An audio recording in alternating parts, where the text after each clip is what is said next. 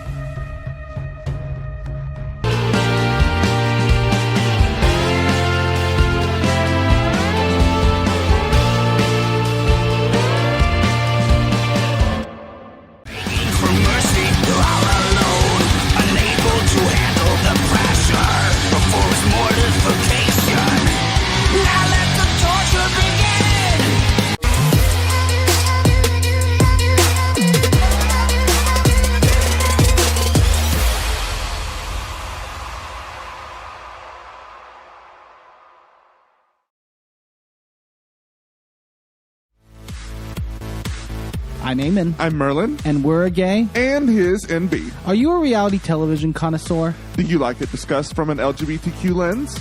If so, A Gay and His NB is the podcast for you. Hear us break down all your favorite guilty pleasure reality shows from Bravo, Drag Race, and just about everything in between. Listen to A Gay and His NB on Apple Podcasts, Spotify, or wherever you listen to podcasts.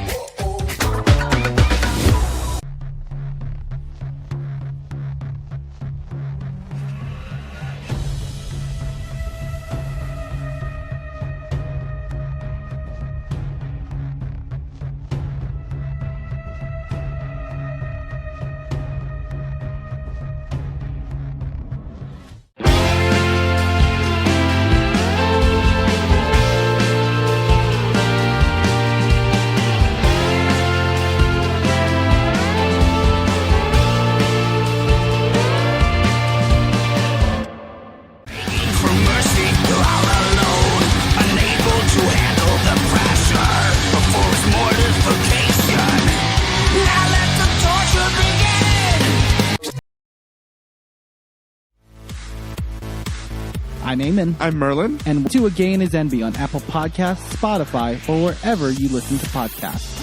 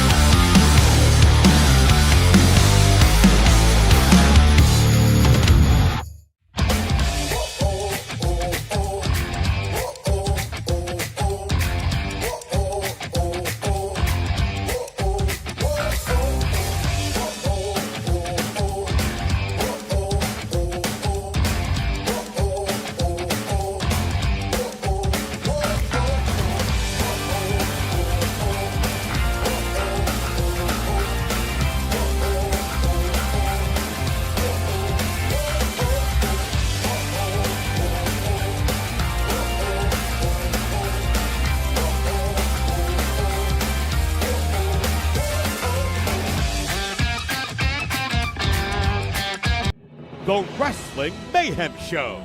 Since 2006, the pioneer in pro wrestling podcasting. This show is brought to you by IndyWrestling.us and IndyWrestling.network for your independent wrestling entertainment. Slice on Broadway, supporting Pittsburgh podcasting with the perfect pepperoni pizza. Just wait.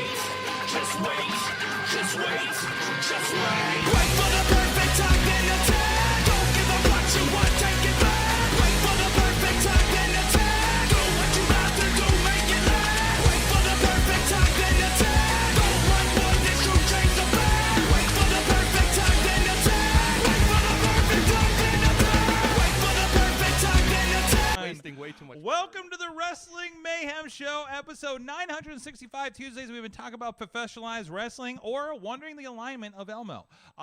We're here, and the show exploded. And has been for the last half hour, by the way. You're joining our Mayhem party already in progress, pretty much, because everybody's fucking here right now. It's just like AEW. We have a 2-hour pre-show. Yeah, exactly. Yeah, we kind of did. But anyways, with us, first of all, you heard the voice. Mad Mike is back with us.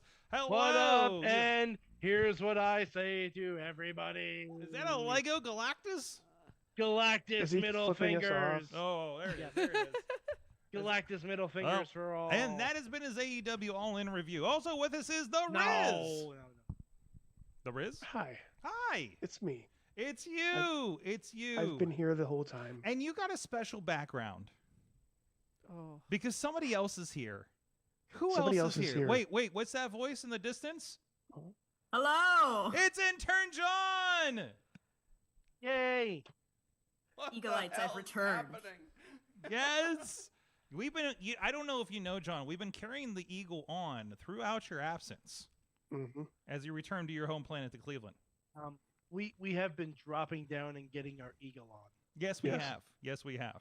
Good. And Very in good. fact, let's wait. Oh yeah, we got two versions. There you got the head, and then you got the full on. Head, You got, and I got there you go. boobs. Oh. Yeah, There's the main there we event go. right there. There is There the we pecs go. right There there. it is. There That it is is. I mean, I don't even need to be Now- on here anymore.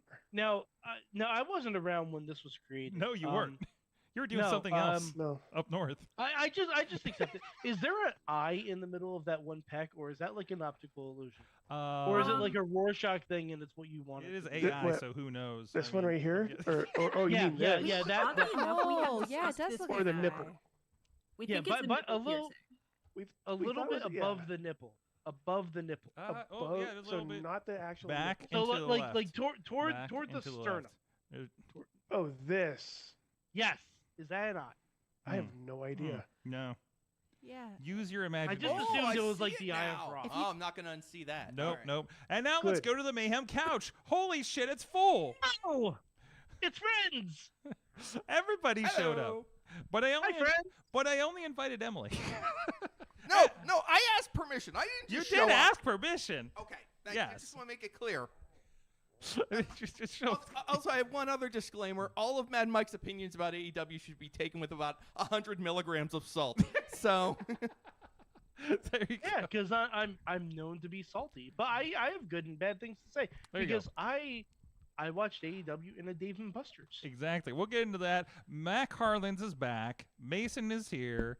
If you're on the Circuitron Media feed, on either of our Patreons, we got an update on Mason Mania and everything going on in the figure fed. It's nuts, man. Sting is heel, for instance. Sting is a heel. Look at that. Look at that notebook. Look at that This- notebook. This notebook is Incredible. everything we've booked for the last year and a half. I've had a, I love it. I've had a very similar notebook back in my EFED days. There you go. I'm really glad we're writing this I stuff want to play down. against Mason in GM mode. There you Yeah. go. Oh, that needs to Oh, go yeah. down. That needs to go Yeah. down. Yeah. And I would also, love to do that. Emily Fear is here of the Grit and Glitter podcast. Hey. Hey! And the bubble provider at Enjoy Wrestling. That was an enhancement for the show, I believe. I was appreciating it. I've been officially outed as the bubble purveyor. You have yeah. no idea how many times while I was switching that show, I'm seeing a shot for the entrance of like, those bubbles are so fucking cool. I think they look really good. I really hope that the Enjoy folks don't mind. We didn't get in trouble after the wedding in March, so we figured it was okay. Yeah, yeah. Nobody minds bubbles. I No, mean, no. As the father of a 1.5-year-old, nobody minds. oh, the kids love the bubbles. Mhm. Buttercup, maybe. What? Oh, yeah, Powerpuff Girls reference. Oh, I got you. Come on. Wow. Come on. Wow. Get It's to been a get to while. it. It's been a while. I'm Get- sorry. Get I'm with sorry. it. Get with the kids. Kids. We watched the Power. Get with the millennial, Get with the the elder millennials. the elder. Let's get all Tsunami up in this bitch. Anyways, let's get into the wrestling up in this bitch. Anyways, yeah, no. Lucha. There you Come on. go. Jeez, where do we even catch up on? There was so much wrestling this weekend. Let's start with, because we made our choice here in the studio, and we had All In on Saturday. Did not watch any WWE until late the next day, personally, because I had to go see Superman, which is maybe a Patreon conversation if anybody's seen that yet. Oh, it definitely is. Okay, that's gonna I happen. have thoughts. Oh my, I can't wait for that, because that was delightful. Also delightful, to me at least, was All In. It was, did we scale this as an 8-hour pay-per-view with pre-show? Yeah. I believe. So Yes. now this is the WrestleMania of that promotion. And I feel like they are taking on the old mantle of WrestleMania's past of the way too long shows. You know what? Everyone told me that WrestleMania needs to stop being 8 hours. So why is it okay for one company to do it? It's All not. In should be 2 days. No. Okay, good. No, First day should be All. Second day should be In. no. It should not be 8 hours. Yes. It should also not be 2 shows. Mm-hmm. It should be one show that is not 8 hours. Yes. You Call could have me- cut half the call me matches from that crazy. show, and it would have been a better experience. But you know what? All that being said, and maybe I'm kind of the chase here, but like, I really liked pretty much every match. Yep. I don't know what I would have cut if I Yeah. had to. Yeah. Probably, honestly, the gauntlet matches or the men and women's casino gauntlet matches were fun and good way to get a lot of the roster featured, but Mhm. also they weren't long enough to be compelling stories within themselves. Mm. So like they could probably have been eliminated. Also, I don't really understand why we have Casino Gauntlet in a show that's not casino themed. It's not Double or Nothing. It's Wait, not at hold Vegas. on. The Casino Gauntlet matches weren't long enough to be compelling. No, The first one was 35 minutes. yeah, that's for a gauntlet match. That's not that long. Nothing. It's also not a traditional It's long for gauntlet. anything, Emily. It's I like- really It is gotta long think. for anything except for a gauntlet match. That's long for an episode of Seinfeld. They're 35 minutes. I mean, come on, Well, let's be serious. Yeah, we're talking 22 and a half minutes with Yeah, yeah, commercials. yeah. What's the Anyway. deal with gauntlet matches? No, I'm just saying, like, you're going to have 2 gauntlet matches. They're going Mhm. to run about, like, 30-ish minutes. It's Mhm. not going to give you a ton. It's not going to give you the room that you need to play with when it comes to, like, say, like a Rumble-esque match. I'm just saying you probably didn't need them. Yeah, in the perfect, like, if I play armchair booker here, I would put the gauntlets on your 0 hour, not do anything else on the 0 hour. But in contrast, we did get Costco guys, Sorg. there you go, which is, like them or not, it's a draw, and it's some of the It biggest is. pops I've Is ever it? heard. Okay, Oh my God! So Los Is it? Angeles, it A was draw? it. Is it? Los Angeles, it was the second only to the CM Punk return. It was the loudest I've ever heard in an arena. Okay. Okay. I'll grant you Costco guys are over, even if they're not I'll for you. grant you that over with the crowd. Yes. I'm just saying, as a draw, I have my doubts, but that's okay. That's a broader conversation. I think it's an excited we're going to see them, Emily. but not a reason to buy a ticket. Oh, Emily. I had no clue who this man was. It's like Speed from Twitch that got taken out by Braun Breaker. You're like, you have no idea who this guy is, but he's important to a lot of people. Yeah, I guess. I but hate the when difference is- wrestling makes me feel out of touch because wrestling is terminally out of touch. Like Yeah. they are 10 steps they are. behind the main pop culture. Usually. So when I am watching wrestling and it makes me feel like I don't get a reference, I'm like, Oh, that's for them kids. How dare wrestling get in touch? I don't like it. That's wrong. That's not where it's supposed I to be. want my Wrestling is AEW for celebrities us to be and us Shaq. alone. Oh, he's in 2K now, so we're kind of lost Shaq. Shaq got lost I in the miss the trade. AEW days where it was like Shaq and I don't know, Kevin Smith and Jason Mewes in the front row. Like I want the references that I understand. I don't want Costco guy. Next thing to be like Target guy or I don't Also, know. we Isn't there a can't Target even guy? officially call him Costco guy. No, They're we can't. Not No, allowed we to can't. Be called that. Well, thankfully he has his own brand, so there's Oh, that thank too. God. Wait, he does? What? Yeah, he's He's Yeah. the Boom. AJ Boom, Boom, something or Big other, yeah. Boom. All I know is did he have pizzas on his sweatpants? Yes, he did. Yeah. Okay, that's pretty cool. Yeah. I mean, I like I like I'm pizza. gonna say that there were a couple matches that could have been on the pre-show instead of the stuff that was on the pre-show. Okay. All okay. right, Mike. Like the World Tag Title match. I liked the World Oh, Tag Title that was a lot in there. I match. like that actually. I know there was a lot in there, but Yeah. you can put that on the pre-show because not for a single solitary second did I think anyone other than the Hearst Ticket was winning that match. This is fair. Okay. Also, I think there's an argument to be made for that, Mike, because having both that match and the Bucks versus Osprey and Swerve on the same card did kind of muddle things a little bit because, like, even I kind of temporarily forgot that the Bucks didn't have the belts, and so like that match felt so big that by the time we got to the three-way for the tag titles, it was like. Yeah, it did feel a little bit like an also ran. And that being said, like I don't hide Speedball Mike Bailey under any pre-show. So No. I'm saying it's a reason to drive people to the pre-show. Yeah. Because honestly, trios titles, Mm-hmm. that should have been done on Collision. I'm sorry. Do we have trios? That should have been done on Collision. That was that first match with Death Dealers or Death Riders and stuff. Masons or something. Okay, you so wanna when add I here? said, that's right, I did watch that. Yeah. So I watched this pay-per-view because it was late 8 hours. I watched it all day yesterday while working from home. So like, did stop it and start it periodically. It did take me the entire day to watch it. Yeah. Oh, we sat down and we plowed right through that. That's nuts. That's so much wrestling. But also it started at 3 p.m. So, which was that's nice, right? Yeah, that's nice. I was like, can we just do this all the time? Actually, like I was whining about how it was an afternoon show on a Saturday, and then I was like, well, if it's an 8-hour show, you're still watching it in the evening. So I guess. Oh it's yeah, I couldn't okay. believe it was like I'm like, oh, I'll have playing time. I can watch a little bit of the Great American Bash and go see my movie at 10:20 p.m. And then I'm like, am I going to make my 10:20 p.m. By the end of this thing? Because I'm like, oh, we got like 4 matches left, and it's like 6 p.m. And I was like, wait, one of this is like Omega and Okada. That might be an hour, kind of thing. Although it was on Continental Rules, so I think they only had a 20-minute time limit. Yeah, they did have a time technically, limit. It was a half hour. Oh, was it a half hour? It was. I'm looking at the results. Oh, right maybe now. the United. Just for clarification. Maybe the new belt's under Continental Rules then. So yeah. But yeah. Anyways, it definitely wasn't. It didn't go nearly the length that they have gone. Now, when we got to the quote unquote triple main event. Man, I think it delivered and escalated in the right way for the most part. Yeah, I'll agree with that. Like, yeah, I think there's a really great 6-match pay-per-view in this card. and I feel like it's a better show. Yeah, it's a tighter show. I feel like it's a better show.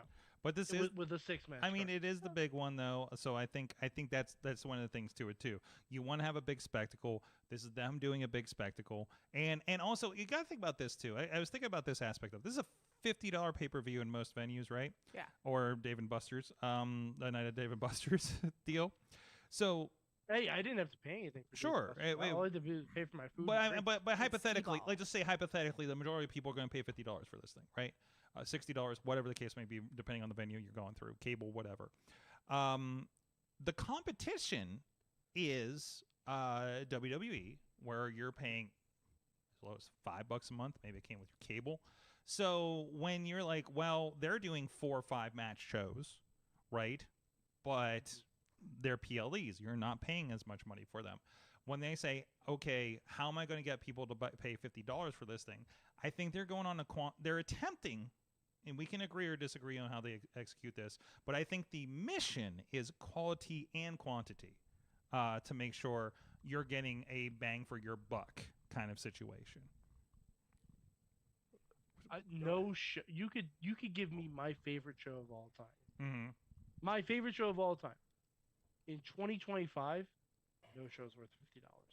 Well, that's my opinion. Okay. No show is worth $50. Yeah, absolutely. But this is WWE wrecked the entire pay-per-view model for professional wrestling. Yeah, and yes. in AEW, but they also started the whole pay-per-view. And AEW is an uphill model. A number of companies had a role in that. As far as the length of the show goes, I wonder why. Perhaps this hasn't been mentioned too often around here, but WWE tried to run a couple shows opposite AEW, and I wonder how much that was the motivation on AEW's part to run their show as long as they did into Saturday Night's Main Event. Yeah, to be like, you guys like to run opposite us? We're gonna devour your shows with our big show. And you know what? People can make their choice however they want to make their choice, but it ain't like WWE ain't been trying to run in front of that freight train, every chance they try to get. This is true. So, they went looking for trouble this weekend, and I think their 3 shows that they tried to run this past weekend ended up just getting devoured by All In. Just from what I've heard, all I've really heard about what WWE has done is that they cut off Goldberg's retirement speech and that the Evolution show was pretty good. No, Goldberg's retirement speech was exactly as long as his matches. That's all he deserves. I'm going to say Evolution was a better pay-per-view than All In. Yes, Emily? I'm going to say it. Oh, okay, so we had to put a pin in that. We'll get to that in a moment. Let's keep on All In for the moment. I'd be inclined to say that maybe there was some nefarious intent there, but AEW does this with pay-per-views. I mean, all the major both major companies have done this with pay-per-views. We can complain about this 8-hour show, but I believe that this is probably maybe their longest, but not by that much. I do seem to remember other pay-per-views from AEW that ran probably 6.5, 7 hours long. Yeah, so definitely. If we're counting pre-show. So they have a history of this, whether or not that they're going up against WWE programming. I don't know. At this point, length is a silly thing to complain about. You take it or you leave it. If you're a person who wants to sit there and sink in, I'm a person who has watched Wrestle Kingdom over and over and over again. And those shows are epic poems as well. They take up the entire night and into the dawn. So either you get into it or you piecemeal it I ended up having to do anymore when it comes to watching pay-per-views. It's very hard for me to just sit down and watch one start to finish. When you have that schedule, how many times, I don't know how many times I'm I'm working that Saturday. I was actually supposed to work this past Saturday night until they moved the show. And I thought I was going to have to do the very same thing. And I would have been going nuts trying to get all this in. And that's actually how I handled the WWE stuff. I was watching Evolution while I was working on stuff here in the studio on Monday, because what else was I going to do? I'm going to spend time with my wife and not subject her to wrestling all the time. Same. God forbid. Same. I'm going to spend time with your wife. What? Wait, what? No, I mean, Sorg, we're all going to spend time with your wife. What? Yep. But I do the same thing. I watched All In on Monday while I worked, and I watched Evolution mostly today while I worked. You can do that way. Now, if you're a person who's intent that you're like, I make my life around these wrestling pay-per-views. I want these pay-per-views to be a little shorter so I can deal with it a little bit better. That's a fair enough complaint, but like, but also we're kind of the sickos that watch all of it. So yeah. you know, you could be a sicko in many different ways. Yes, exactly. You could schedule your sickness, like schedule your sickness. Sprinkle it through the weekend. That's my favorite Disturbed song. Yes. Schedule sickness. I want to talk more about the substance and the length of this thing. Although one more and note, the width. One we more. also have to mention the width and the girth depth? of this show. Oh, we could definitely mention the depth. Yes. Anyways, I just want to hit this one point real quick here before we move on, and just for discussions on here. According to WrestlingInc.com, and who's a writer on this? Nobody I know. It marked the 6 rings of in-ring action, which I think is the main show. Has it marked as the longest pay-per-view in the history of professional wrestling. Now, that beats WrestleMania 35 that previously held the record at 5.5 hours. Was that the one in Arlington? That was the one in New York. No, was that Dallas or was that New York? That was show. New York. Or Jersey, excuse me. Wait, 2019. Yeah. Yeah. That was long. Yeah, that was I was long. at that show. I was at heard that show. so many complaints. The show that I will never forget. I didn't have a single one. I got to see the Iconics. I got to see Daniel Bryan. That Kofi was Kingston. the Iconics I got to see Becky WrestleMania, Lynch. yeah. I didn't have a single complaint about that.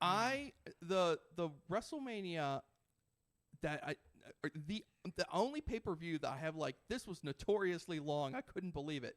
The one WrestleMania in Dallas, not the most recent one, the one that had Triple H and Roman in the main event.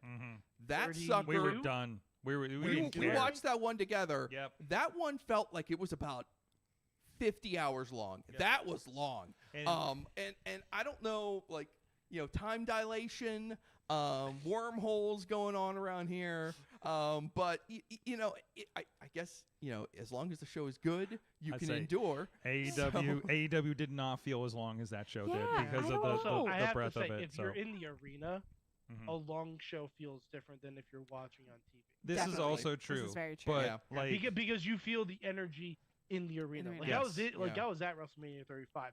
I knew it was a long show. I didn't care. I was enjoying everything. Exactly.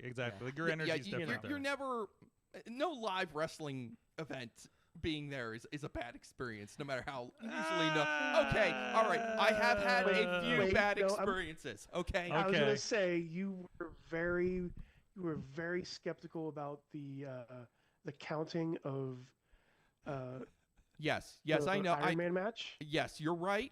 I attempted to walk out on that show, and Sorg had to bring. I was in the stair. I was like, I'm out of here. This is leaving. the Extreme Rules between Dolph Ziggler and Seth Rollins, where Pittsburgh was counting down every 10 seconds of every minute. Oh well, because we were so on. bored. I was so yeah. Wow. I was so appalled.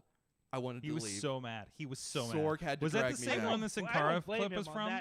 That was. I think that was a Raw taping we went to, but that was a tremendous little. That was a good clip that you brought memory. up today. I researched that. Was on that Facebook. 5 years ago today? Yeah. It was all us reacting to Sin Cara just like falling off the top rope, and we're just like, oh no. Anyways, I want to thank everybody that's making this craziness happen over on Patreon.com/Wrestling Mayhem Show. Thank everybody that does support the show, including at the fan show level. Bo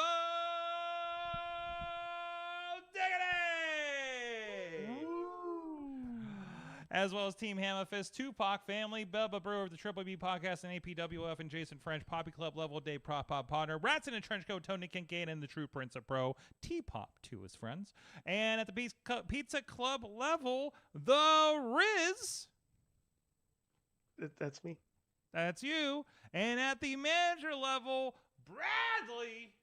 Let me move out of the way here. There you go. The graphic timed really well on that, too. It did. Bradley. There you go. There he is. The most infamous. By the way, I looked at the IndyWrestling.us, and we had a new subscriber that I thought was fascinating, and I thought this might be related. What was the account name? I'll give them a shout out. I don't know if I should. Wedgies and Whiteys Nice. was the thing. So it's Bradley. Vaguely Bradley. racist. No, I think we're talking about okay, never underwear. mind. Sorry. I don't think that's what they meant. I looked at it Yeah, real that's quick. like one of I'm those things pretty... where it's like it sounds racist, but it's not. Yeah. I Yeah. think I know we're really touchy about that these days, but I'm pretty sure it's well, I was gonna say humbly, but no, it's not. It's not humbly at all. No, Yeah.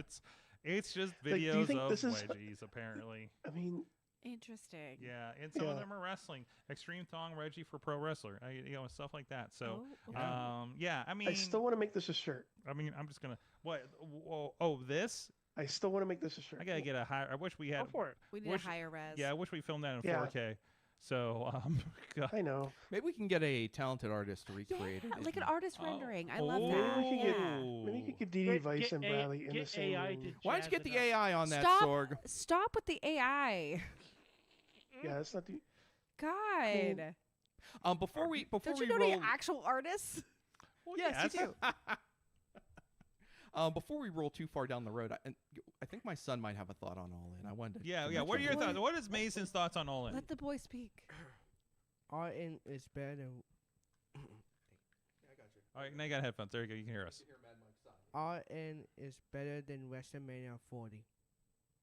Really? Not this past one. You're Ooh. talking about WrestleMania 40 last year. Okay. Okay. Anything else you want to add? Anything in particular? Why was stood it out to better? you? Vibes. Vibes? Good.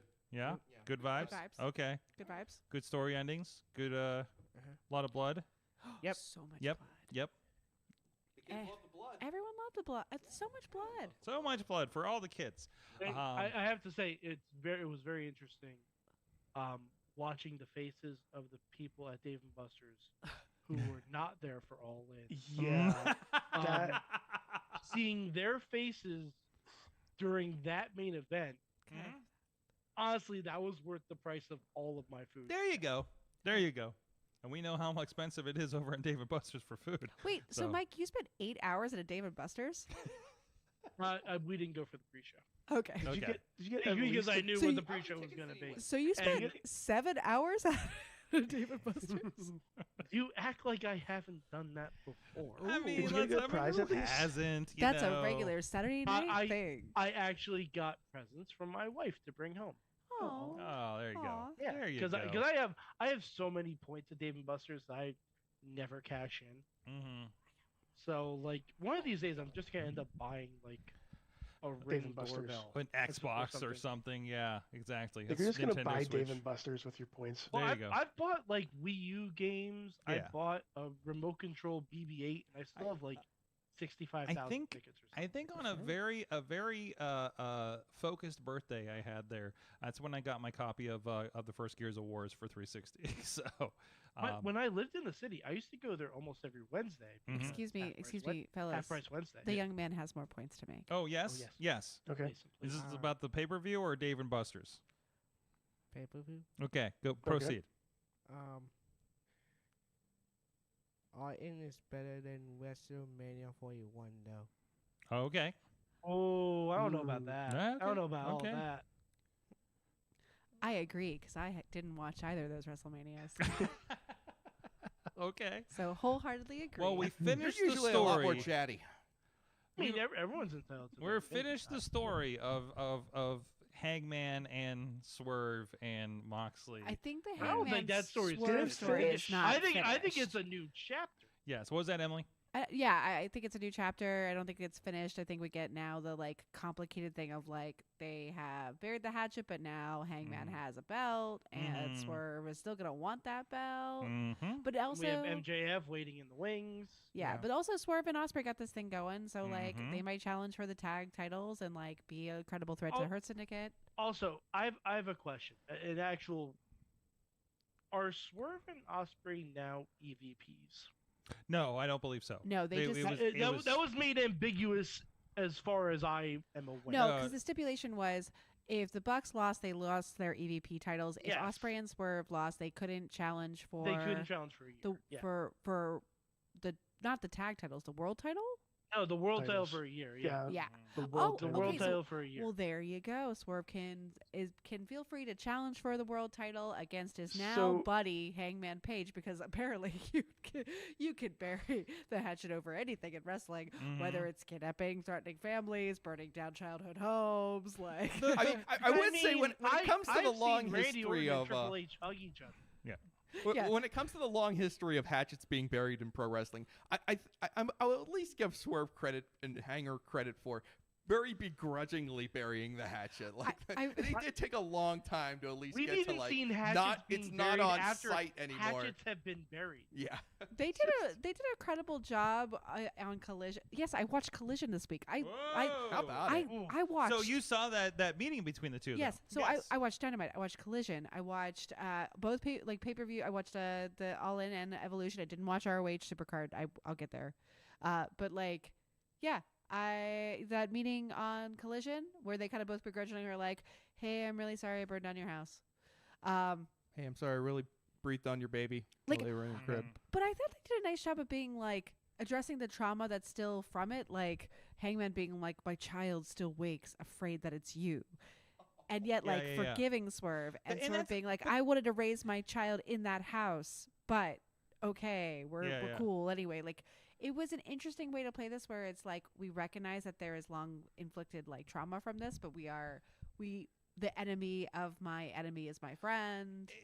Other than the grandness of the things they did to each other, obviously, like it did feel very realistic. Like that is a conversation, like who has like a friend they fell out with and it got ugly, right? And maybe you come back Who around hasn't later, burned down someone's childhood I home? mean, I've just maybe maybe figuratively, so Those days are behind me. I'm a much better friend than I at used the to be. moment. No, but I do. I think that they played it really well. I think it's also a testament just to Swerve and Hangman and like the chemistry that these performers have with one another. The rich character work that they've been doing with themselves through all these other feuds. It worked really well, and culminating with this whole like outpouring of the heroes versus the Death Riders, like the rest of the locker room versus the Death Riders. It's very like locker room versus NWO. It was very much like what we got at WrestleMania. We had like It was the end. It was the end of the amp bloodline. up of the bloodline. Mm-hmm. Yeah, like we just had everybody come out helping to end this. We Marvel Endgame this thing just like they did there, like that, and that's kind of like that's wrestling, right? Like That's this is storytelling. nothing new. That's storytelling. It's bringing everybody in, bringing everybody back. You get a lot of surprises. You take the crowd on a roller coaster. Like that is part of wrestling booking to do that kind of thing. Now some people do it and it gets really ugly, especially on the indies. But so. And this could have easily gotten like super out of hand. It could have gotten like way shenanigan heavy in a way that like diluted the match itself. I think that they toed a line that was really well with it, so they chose their moments carefully and they did that well. And I can't lie, like I cackled out loud when Marina Shafir got handcuffed and you just see Prince Nana like pop up, just like doing the dancing. dance. Yes, Like yes. yeah, absolutely. I think that the difference with these run-ins, the difference with these moments, was that they were very well chosen. It was curated in just the right way. So you did get that like powerful like Avengers moment of like, yes, people were assembling and against, and also the Death Riders had the Bucks and probably someone else that I'm forgetting like running on their side. So like, yeah, we got both like the dark and light forces. but yeah, I thought it was great. I thought it was a great way to like end the Death Riders' reign of terror, or at least Moxley's like kind of tiresome reign of terror. Like I was done with Moxley as champion. It had run And its course. I think they wanted it to get to this for the big event reveal and the belts back. I mean that's a big Mania. I use Mania moment because that's like what we know, right? That's what we're talking about. Like All In is Mania. These are Mania moments. These are All In moments. I don't know what. These are elite moments, whatever we're going to brand them as, So, but like I think that's it. Is like everything is like, how do we get Moxley here? And you got to fill in the blanks, And maybe they wavered. Maybe got a little too cryptic, like an old Shield promo. So for too long. But they carried a flag, and there's like, this is where this needs to go. This is where we got to get to. In the meantime, at least like the Osprey, Hangman, and everybody else that's been involved in and out of that, like, was interesting along the way. Yeah. I think kind of like where they course corrected with Moxley's title reign is they did kind of like get away from the more cryptic elements of it A little bit, and yeah. just and kind of simplified it down to just the basics of like he's the champ, here's his goons. None of you are tough enough. Yeah, was his thing. And we're gonna just be cheating, bad people, and let's see if anyone can step up and But, beat like, me. So I They were the tough are you if NWO. you have to- Yeah, they how just They were a tough more are you if scary you have to NWO. cheat to win every match. What's that, Mike? How tough are you if you have to cheat to win every match? Well, I think this is But that's a the heel this is cheating, the you ain't trying. hypocrisy of heeldom right here. Yeah, it's a I know. hypocrisy. It's a hypocrisy, And it's You like, lie, are you you cheat, you tough steal. enough? Are you tough enough to beat all the odds we put before you? But also, like, the cheating isn't just like, oh, I'm gonna slide, I'm gonna like roll you up, or I'm gonna like, just being underhanded behind the like. The cheating is like, we're gonna put a bag over your head. we're gonna put a bag over your head and suffocate you. We're gonna Yeah. duct tape your mouth and like We're beat going you with to like actually chains, and murder we're gonna slam your head into a bed of nails. Listen. like the cheating, calling it cheating feels like it's undermining just the amount of like This is brutish a violence. bunch of kids that played Attempted way murder. too Yes, much. it's- we're Played going to way murder too you. much Manhunt on PlayStation 2. Okay, like Oh. Riz. Oh, my. Riz. Oh, Riz that- just that had a hurt. flashback. Look at that. Oh. I'm just like, I See, thought. that's what we call trauma. Yeah, that was some trauma-inducing stuff. So I'm with you, Mike. Though, like, there is a part of me that's always like, "Oh, how tough are you if you need like 4 of your goons to also back you up and like hold the person down But while you're beating the shit out of him?" Again, Like, that's what the story is. but Yeah, but that is. yeah. But we buy into that as wrestling fans. You're a Like, how pack many of factions have wolves. we had where it's like, there's power in numbers, and this person has the numbers. and we'll get to Matt in a second, but I, like, it was a pack of wolves. You know what I mean? And I feel like that's one of the best. Like, they kept that, throughout the entire thing, and I thought they're really good. Wheeler was the fucking the little shithead. Yeah, the little shithead that always gets a pin. Well, I mean, you the know. story went so long that he went from like a clean faced shithead to a like Shetland sheepdog. Yeah. Wheeler needs to have a hair versus hair match. Against I'm himself. gonna be honest, I've somewhere. never been able to take Wheeler seriously as a heel because he just reminds me of like a little puppy. Like Kind of is. Yes. And so like any time they bring him out and he's standing like next to Mox, it just looks like a toy poodle that's like barking really Is it that annoyingly. yapping? Is it that yapping dog from Looney Tunes that's always next to the big pit bull? Yeah. bit. Yes. Yeah. And for the record, I like Wheeler Yuta. I think he's miscast in this. I particular- love Yuta. I think that one of the best turns they did with him was when they were playing with expectations as far as where he was gonna fall on like heel versus face, if he was gonna stick with Danielson during that moment, if he was going to like. So there was a whole. This is probably like 2 years ago at this point, but like they played with his loyalties in a way of like, was he gonna turn? Was he gonna stay face, etc. He's always been bouncing with that. Matt, But- your point from 5 minutes ago. Trying to remember. Okay, so one of Moxley's mantras from the genesis of this whole Death Rider thing was like, I want somebody to step up. I want somebody to prove that they're willing to take Kind of like the old take John the Cena reins. thing, Yeah. right? And it Yeah. wasn't, and in the end, story wise, it didn't end up being, Adam Copeland. It didn't end up being Samoa Joe. It was one of that next generation. It was Hangman Page who came through and was the one who stepped up and was Yeah. eventually beating. Can we He- talk? Oh, go ahead. You He first. was looking for a man with clinical depression.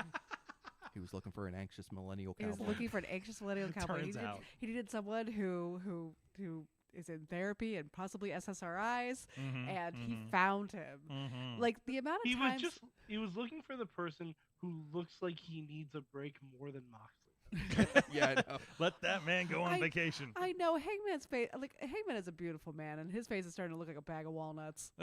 Well, look what he's doing to it, though. I mean, exactly. Hey, let's talk about it because I watched it with Eamon and Merlin, and Eamon really put over how they finished that match. Obviously, they did the chain over the rope choke, and it was, and this is great and terrible and great. Like Moxley was squirming, which is what you would do if you're being choked in that manner. You would be panicking. That And tap. that was That tap looked legit. Yes. Yeah. Yes. Like it looked it looked like a frightened tap. yes. I'm just glad we didn't have to pull nails out of someone's back this time. No. I think well, that was a whole other thing, of course. But so, by the way, You can't say Mox didn't put everything he had into this title reign. No. He really did. Well, yeah, I mean, it's not. This isn't on Mox. No. It definitely seems like they had a different plan that was supposed to happen. Yeah. And it didn't happen. Injuries are a and they bitch, didn't- man. Injuries are a bitch. Think about the number I of think it bodies. is like I think the plan. I think the vision initially for the whole Death Rider thing was much more elaborate, much more layered, and much more Shane artistic. McMahon-y. Yeah, much more artsy, for lack of a better term. And they just, they kind of recognized that it wasn't working, and they pulled back, they simplified, and they got it on track. I mean, who knows how many guys that they had intended to go up against Moxley that they couldn't utilize because of injuries and things like that. Yeah. I mean, obviously we had Darby. We also Because of injuries, because of mountains. Getting hit by buses, whatever. Oh, okay. So no, just thinking about Darby though. So we were talking about like the run-ins and stuff, and rappelling your goth down from the ceiling. Are we fans? Not fans? Not fan. I mean, Nope, spiritual I never need successor to to- Back Sting. in I mean, 96. Yeah, Back in my I day. get the reference. Still don't need to see it. Listen, ever, like, because if all you need is something bad to happen, and then that goes from all all in to you need. all out. I'm not going to relitigate this, but I mean, as long as you're not putting people in positions that they don't want to be in and being negligent in your responsibilities as far as the Setting stunt them up performers and- go, you should be okay. I feel like you can't tell. You can't tell Is Darby cognizant enough to make his own decisions? I mean, he's an age of consent. Age of consent. wait, are you saying that goths can't make decisions? Is that what Oh, you're saying? Darby Allin specifically. Yeah, you're Darby Allin specifically as a person. Well, yeah, we know that his decision making hasn't always been very sound, but Yeah. I'll echo Matt here. Darby He's the is modern-day constantly Jeff making. Hardy and all that encompasses. Darby is constantly making decisions that I would not make. From like jumping off the top of the ladder to through the pane of glass on the floor to climbing Mount Everest. Darby is like just an endless string of like decisions I would not make. But it works for him. But I was thinking Matt's point. The really like sage point here is that like of the things that you were seeing amongst that match, someone rappelling down in a controlled manner is probably one of the safer things that we saw. You know what? I understand what you're saying, Emily, but for people of a certain age, that memory does not go away, and that will always, That's true. harken back to that day and just how shitty it was. Absolutely. And but absolutely. no matter how many times you see it done safely now, you're just kind of like, oh god. And also the forethought. That was like a month or so ago. He was at Mount Everest, and he had to cut a promo for All In. Like, perfect. That's perfect. So funny. Beautiful. And I love the like slight implication. They should have rappelled him down in like full park and everything, like with the implication. Yeah, of, like, just we in brought him garb. directly from Everest. yes. The They same should have just gone. They should have just gone full should've- end game and just like portaled him right out of the ceiling. Just CGI that thing up there. He you're comes right. down in the parka and everything. The snow is coming down from the roof. It'd be great. I got it.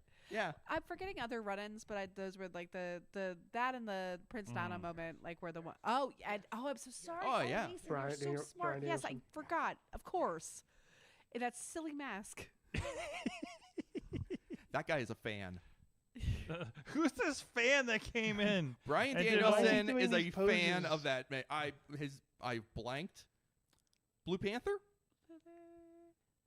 Yeah, Blue Panther. Damascus Blue Panther. Okay. Not a very good Brian guess. Danielson. Oh, was that what that was? He freaking loves Blue Panther apparently. Okay. So I don't know, like anybody Blue was going Panther to see it. wrestled a bear once. Whoa. Brian That's what I've Danielson heard. once. Didn't Brian Danielson once We did wrestle not a get a bear? bear in this match, unfortunately. You know I- what I was waiting for, and I wanted Eddie Kingston to come down. Oh, He may not be able to. I was Yeah. hoping, and I'm like, when I saw Swerve, I'm like, okay, yeah, that tracks, that makes sense. It's really well done. nothing would have made me happier. Nothing, because especially with like with the mocks of it all, like with Moxley, exactly. Like, We're just going to have to hold out and hope that Eddie Like- comes back in some other even more like, grand am I way. just like constantly living in this day where I want to see Eddie Kingston covered in blood carrying a gas can? Is that just like the only moment that Emily, matters? I It's in your was soul. wearing that shirt to Dave and Buster's. Of course you were, Mike, because I we're was best trying friends. to manifest. I was trying to manifest. Because you and me are best friends. I wonder if back in the day, I accidentally saw Eddie Kingston in a bar in the Bronx. Probably did. It's entirely possible. I once drunkenly hit on a man because he looked like Eddie Kingston. We once tried to interview a guy that we thought was Eddie Kingston in Chikara. We were wrong. We were wrong. Maybe he's the guy I hit on. It was in Philly, so I don't know. He was Eddie very Kingston confused. is everywhere for those with eyes to see. So true. All right. Well, we're not moving on yet. We got to talk about Mercedes and Tony, right? Please. Oh please, my please, God. please, we please, have please, to. come on. yes. Yes, we do. We have to. I have In a a quick week- logistical question Yes. about Owen. Did anyone else think there was too much space between the ring and the fans? Yes. Physical space. Can There was I? a lot of space there. There was and a I lot of didn't like space. Here's it. That was one thing that just bothered me all. put a day. pin. I'm like, Put a pin in that for a moment Yes, because I'm yes. about to go on a rant. That'll probably Oh take 10 boy! Oh minutes. yeah. Oh, No, I. oh, I- okay. I- All right, I settle saw- in, everyone. I saw. But a in the preview of this rant. meantime, And the in women's between match. Yes. Proceed, Emily. This is your. Yeah, like I co-host a women's wrestling podcast. Maybe I we should talk probably- about women's Probably wrestling. talk about women's wrestling a little bit. There were three women-focused matches. Three? Am I Mike. getting- there were two. There were two. I think there's only two. Yeah. Was there one? Two that- because Still. because all the other women's titles were caught up in the two matches. Yes. Yeah, Now, which sucks. We had a couple the night before though. Yeah. At Ring of Honor. Okay, Oh, that's right. By the way, side That note, doesn't count. Ring of Honor was also pretty tremendous. I've heard so, Bandito Takeshita was crazy. was like contender for match of the year. Absolutely. Although I gotta throw in now Io versus Ripley, but we'll talk about that. Yeah. By the time you get to Sunday, you forgot about Ring of Honor, which was a crazy yeah. good show. Yeah, no, it was a fucking great weekend. Spend the for 10 wrestling. minutes and watch it, guys, or $10. But okay, so we got two. We got the Casino Gauntlet the women's Casino Gauntlet match, which because I had been watching so much Dynamite and even Collision, I am now tired of half the people that they keep trotting out for these multi-woman tag matches. But as a New Japan fan, I'm also very excited for them to be utilizing that format of all those tag matches, setting up these big matches, etc. We're getting more stories within stories, which is great, which will not play out because they only dedicate a tiny fraction of their TV time to women's wrestling. So it's great to have stories that will come to nothing. Sorry, but it's true. They'll just transition over to. I keep my Ring bar of on the Honor. ground for AEW and women's wrestling. Oof. However, for Mercedes versus Tony, this was a storyline that I wasn't that into actually, because I am still waiting for Mercedes to have like a big story, and they finally. I feel like it finally cohered in this match. Like it finally sold me in the culminating match, because all the promos and everything that they've been doing were perfectly fine, but I just wasn't feeling it. Tony can make a credible story or engaging or story with anybody. She really can. This Timeless Tony Storm character now just has like depth upon layer upon layer. Like she just throws another layer of absurdity on it. She fills everything with sexual menace. It's all fantastic. It's all Sexual menace. Yeah. Sexual Menace Tony Storm is kind of a better nickname. Is that, I mean, but it's absolutely true. Yeah, Like, yeah. And now we're gonna get Timeless Like- versus Forever. Yes. I'm very excited for that. Yeah. Yes, Athena wins the gauntlet for the championship shot. Yes. So there you go. That's Which was gonna very surprising for me. That was surprising for me too, and it's unfortunately running this theme that they keep doing, which is like champion versus champion, and I'm like, okay, so this is your way of addressing that we don't have enough women's matches. You're just going to put like the 3 belts on 2 people, and we will only have 1 match, and like it's kind of annoying the crap out of me. But I think that there are probably more interesting people in that gauntlet match that could have gotten that win. I love Athena. I love Athena. But I think that there were some more interesting ways to go with that. However, that being said, I thought the Tony and Mercedes match was maybe 1A and Hangman and Moxley were 1B. Which is weird when you're talking about a show that also featured Omega versus Okada 5. But like I thought of those 3 main events, Mercedes and Tony was kind of the best of the 3. They have really good ring chemistry. Yes. Really good ring chemistry. And for a storyline that I wasn't totally sold on, within 2 or 3 minutes into this match, I was all in, as you would say. I was completely invested. And all the turns that they did, I feel like it could have gotten exhausting. It went a little longer than it maybe needed to, but I didn't care. It was fantastic. The finish was awesome. And again, just the right elements of both women playing their characters while putting their all into wrestling and beating the hell out of each other. I just thought it was great. It was just start to finish fantastic. By comparison, there as far as length goes, according to the Wikipedia page for it, Storm and Mercedes went 24 of 10. Okada Omega was 30-32 and 35-55 for Hangman Moxley and the cast of characters. Well, there you go. I mean, testament that you don't have to have the longest match to have the best match. No, absolutely not. Absolutely not. I think it actually, I do think it felt like an epic length match without actually having to be an actual epic length, and that's that's a good thing. It meant that you got you got evolutions within this match without it having to go to like 45 minutes. Mm-hmm. Good stuff all around. Well, let me take a moment here. I'm figuring out how I'm going to sort this, but in the meantime, let's give a shout. IndyWrestling.us, a lot of stuff happening there. This weekend is going to be MV Young's Big Ass Barbecue 4. So that is going to be a lot of fun. That's going to be this Saturday. It's going to be a really big card headlined by Gianni, Michael Emrico, and Nick's Wild for the championship. And I'm not going to say more because I can't remember what's announced from the list I saw. But it's going to be a really fun show. It's going to be a really good show, actually. So go check it out. It's the barbecues down the south side, 1010 Freiburg Street for 880 Wrestling. And we're going to have a lot of fun. That is going to be live, of course, on IndyWrestling.us, Indie Wrestling Network, the YouTube for Ringside members. There'll be a buy-in for you guys to check out. I think we might be doing a Rumble or Battle Royal for the pre-show. So maybe you heard it here first. Maybe we're still doing it. I'm pretty sure that's what's happening. So nobody tells me anything, guys. And of course, Thursday night is Thursday night fights. And then we're going to have a lot of other great stuff coming up here as well. So tune in for all that. Check out all that stuff. Check out the marathon feeds we put out. The first few shows for Prospect Pro Wrestling and Victory Championship Wrestling, because both of those are coming back in August. That's going to be a part of the network streams as well. And excited to see what they're doing there. And which includes Barbed Wire Mayhem, Beastman versus who's he taking on?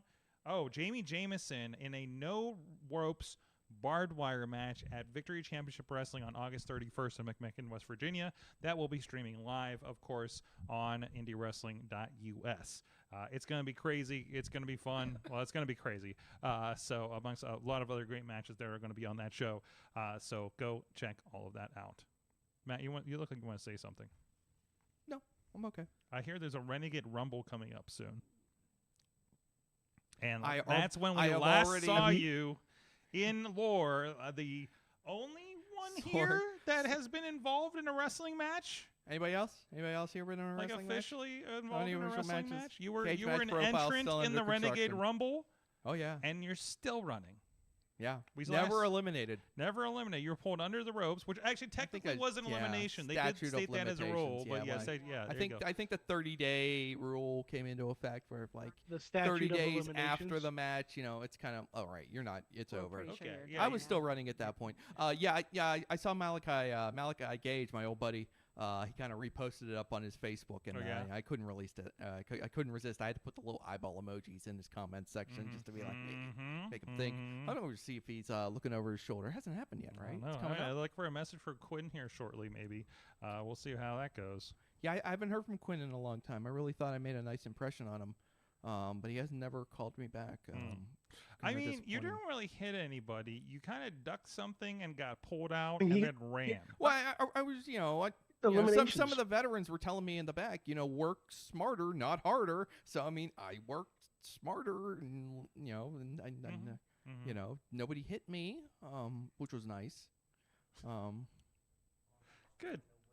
Yeah. I mean, but as I have to just repeatedly tell everybody every time this comes up, my dad has never been more proud of me than he was when he found out that I was in a wrestling match for like 30 seconds. Really. It was crazy. He was like bragging to people. Like, I've done other things. You've done the news, man. I've done the news. You've done the news. I've been on You TV. saved the city. I do. I am news Batman. Yes. Yes. Working through the night. Actual yeah, that's right. Batman. Actual Okay. Batman. Actual Batman, yes. And but this is the thing where he was so funny. That was the one that put was him the one over. where he was like showing it to other people, and he's like, "Look what my kid did." I was like, "Is this what it took?" That's where all you the should have hits came told from. me this 20 years ago. I would have like started training. Like, you could have been a contender. Yeah, Yeah. I could have gotten this out of my system a lot earlier. He could have been Ms. Dad, you know. Oh my you know. God. Oh yeah, he definitely wants to be Ms. Dad. Anyways, Yeah. Matt or Riz, you said something that made me mad earlier. Me? Yeah. What was the thing that was going to set me off? Or maybe Mike Was it did. what I said about Oh. the space The gap between The the between ring space, and the because you barricades? had a post. You kind of I think Slack. I did this right. you slacked it up, and I kind of want to know because I didn't really pay attention to All right. as all right. much. Let me put it But this way: if you I watch feel the pay-per-view, I feel like you, Sorg, have better understanding than I do. so. If you're watching, this is what I've determined between WWE and AEW, and let me get through this here for a minute. And this was very apparent as I'm watching the pay-per-views, and especially these ones over through the weekend. I paid probably a little slightly more attention to Evolution as the big show, where a lot of things, and I think very similar kind of matches were happening to what we saw in All In. Honestly, Evolution was the work rate show, kids. So as far as WWE came this weekend, and Sunday or Saturday afternoon was just another episode of NXT.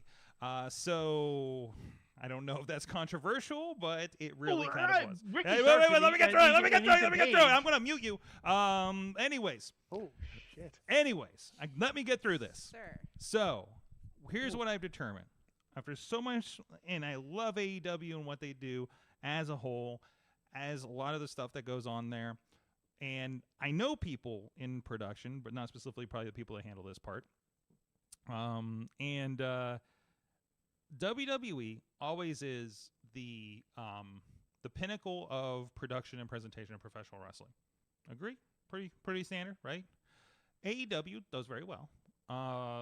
Impact has its nights. I've been if you're in my feed on Slack, we have a Slack that is called Video Production Shit Happens. And I don't like to publicly rag on video productions because it's fucking hard, even at this level. There are things that went sideways even watching All In WWE, and it's like it happens even at that level, right? I do that to make people feel a little bit better about what we do at the level we're at. It's like when they have a bad night, maybe things don't come out right, and we're like, the chords didn't work. Oh, this happened. Oh, this happened. It's like, guys, it's literally happened to these guys, and they have all the money. So, in this case, this was a pet peeve of mine. We talked about the space, for instance. If you watch the AEW pay-per-view, I watch WWE, I feel like the camera work and the switches tell a story, which is something that I strive to do on my side, right? And when I'm directing a show. And I feel that AEW's production is simply trying to keep up. There's a lot happening. I hear your microphone. There's a lot happening, and they're literally trying to just keep up with the action in the ring for whatever reason. Is that communication? Is that comfort level? I don't know what that is. So I feel like that was not, things like you watch Dynamite, and it drives me crazy because we'll be on this wide shot, post to post, and they're working the back corner. So I got a big fucking ring. You don't even have ads on your mat. And why am I looking at an entire ring right now? You should be focusing on them and not making your wrestlers look small. Okay? You're supposed to make all these wrestlers look bigger than life.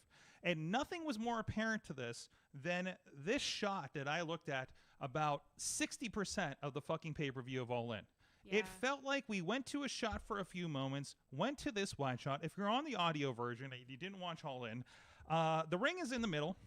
You see all the way back to like the second tier of the fans in the back.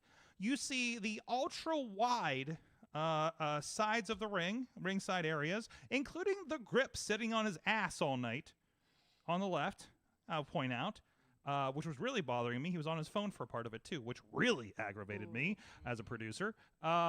So big important things are happening. What match is this that we're looking at here? This looks like a tag match. No, this is the men's gauntlet. It looks like. I know it's Josh Alexander. That's the gauntlet. Yes. So it felt like about every shot was something happening. Out to the super wide shot, something happening. Big moves, 3 counts, falsies, like that kind of stuff. The entire time, the entire night, drove me crazy. I got a nice big TV back there, a nice 42-inch. I'm not sitting too far away from it, and still, I kind of like. I'm not here for the experience of sitting in the cheap seats. Yeah. Okay? And that's what they made me feel. I don't know if the creed was show the fans so we can see all the fans. They weren't using... WWE is very good. If those don't know, there's 2 hard cams at the very least. There's a wide shot and there's that close shot, right? And I was extra paying attention when I watched Evolution 2 days later, that how they use that shot. 1, 2, 3, looking at the camera, like, beautiful, right? This was it just was happening. We go to a shot at ringside, and it's just the girls' asses setting up for a shot. And they stayed there, And, like, the producer that I've worked for a while would be like, no, what are you doing? Get the damn faces. And that drove me crazy. So I also just put in the Slack what it looked like at Dave & Buster's. Okay. Because I was on, like, a giant screen. Yeah, so and I mean, it just like it looked. Especially, it took me out of the gauntlets. It took me out of a lot of stuff too. Yeah, absolutely. Yeah, I think because with the gauntlets, you have like 10 people in the ring or in the match, and then when you get down to you have 2 diminutive women working in the match doing great stuff, and they're a mile away. Yeah. Emily, you. Well, yeah, like so I had this issue with the gauntlets where they felt like smaller or less significant than they probably should have felt, and that might be one of the big reasons. And I hadn't even really, I hadn't honestly clocked it. It wasn't. You're just like, something's wrong with this. Something isn't working about this. Something doesn't feel like that. It doesn't feel like this visually is telling me what I need to feel. And so this is all good points. I watched this on a very small screen. I watched this on my iPad. So like I think that reduces some of that disconnect too, because I feel like the bigger you see it, the bigger that disconnect is. But still, yeah, I think that's going to especially affect matches like the Gauntlet match, where they're going to be doing that wide shot a lot more to encompass more of the people. They think they're showing you the fans and all the wrestlers, but they're really not showing you anything. Yeah. And it's not for nothing. I don't need to see the fans. Yeah, I want to hear the fans. Well, I want to hear the. You can hear it, and you can do your glory shots, but you don't do them like constantly through the match. You have a double down. You have a moment. You say, "Hey, look at all these fans. There are 23,000. Blah blah blah." Here, you put yourself over, and you go back to the fucking match. Yeah. Right? Yeah. You do the shot where you start the hard cam wide, the bell rings. You zoom in, and New Japan special, right? Exactly. So like, New Japan does this really well, and they often have very seemingly compared to these promotions, sparer camera work. Yes, but it works because they know exactly the shots that they're going to utilize and when to show the fans in those kind of wide experiences. When I had the opportunity to produce or technical direct was technically my position. I'm on the switcher, have a guy over me. We had a great guy that I think he worked for the Baltimore Orioles as a video op, and he was a really good find the fans guy. That was my fucking go-to guy. When I was like, Mercedes is out there, Willow's out there, and that's that big swell moment before the end of that tournament. Yeah. And it was like, go find the little fucking girl crying. Yes. And just got it. And it was like some of the coolest moments. They know they have people that can handle that kind of situation. Now, when I see something like this, Impact's been really good about this lately, but I can tell when Impact's having a bad night. I know some of the people that work there. I've worked with some of the people that work there, and not that they're the ones that really have problems, but I can tell like something's wrong with the camera on the right. They're not using them, and when they do, it doesn't look good. I'm like, is there a problem with that secondary hard cam? Was there some problem? Like when I see a shot not being used as a producer, I see that as a lack of confidence in that person behind the camera or the technology. Maybe there's a bad cord, something like that. It's like, I am not using your Your shot's going weird every once in a while. Your focus is out. Something, right? Matt, you've been there as a video op on derby.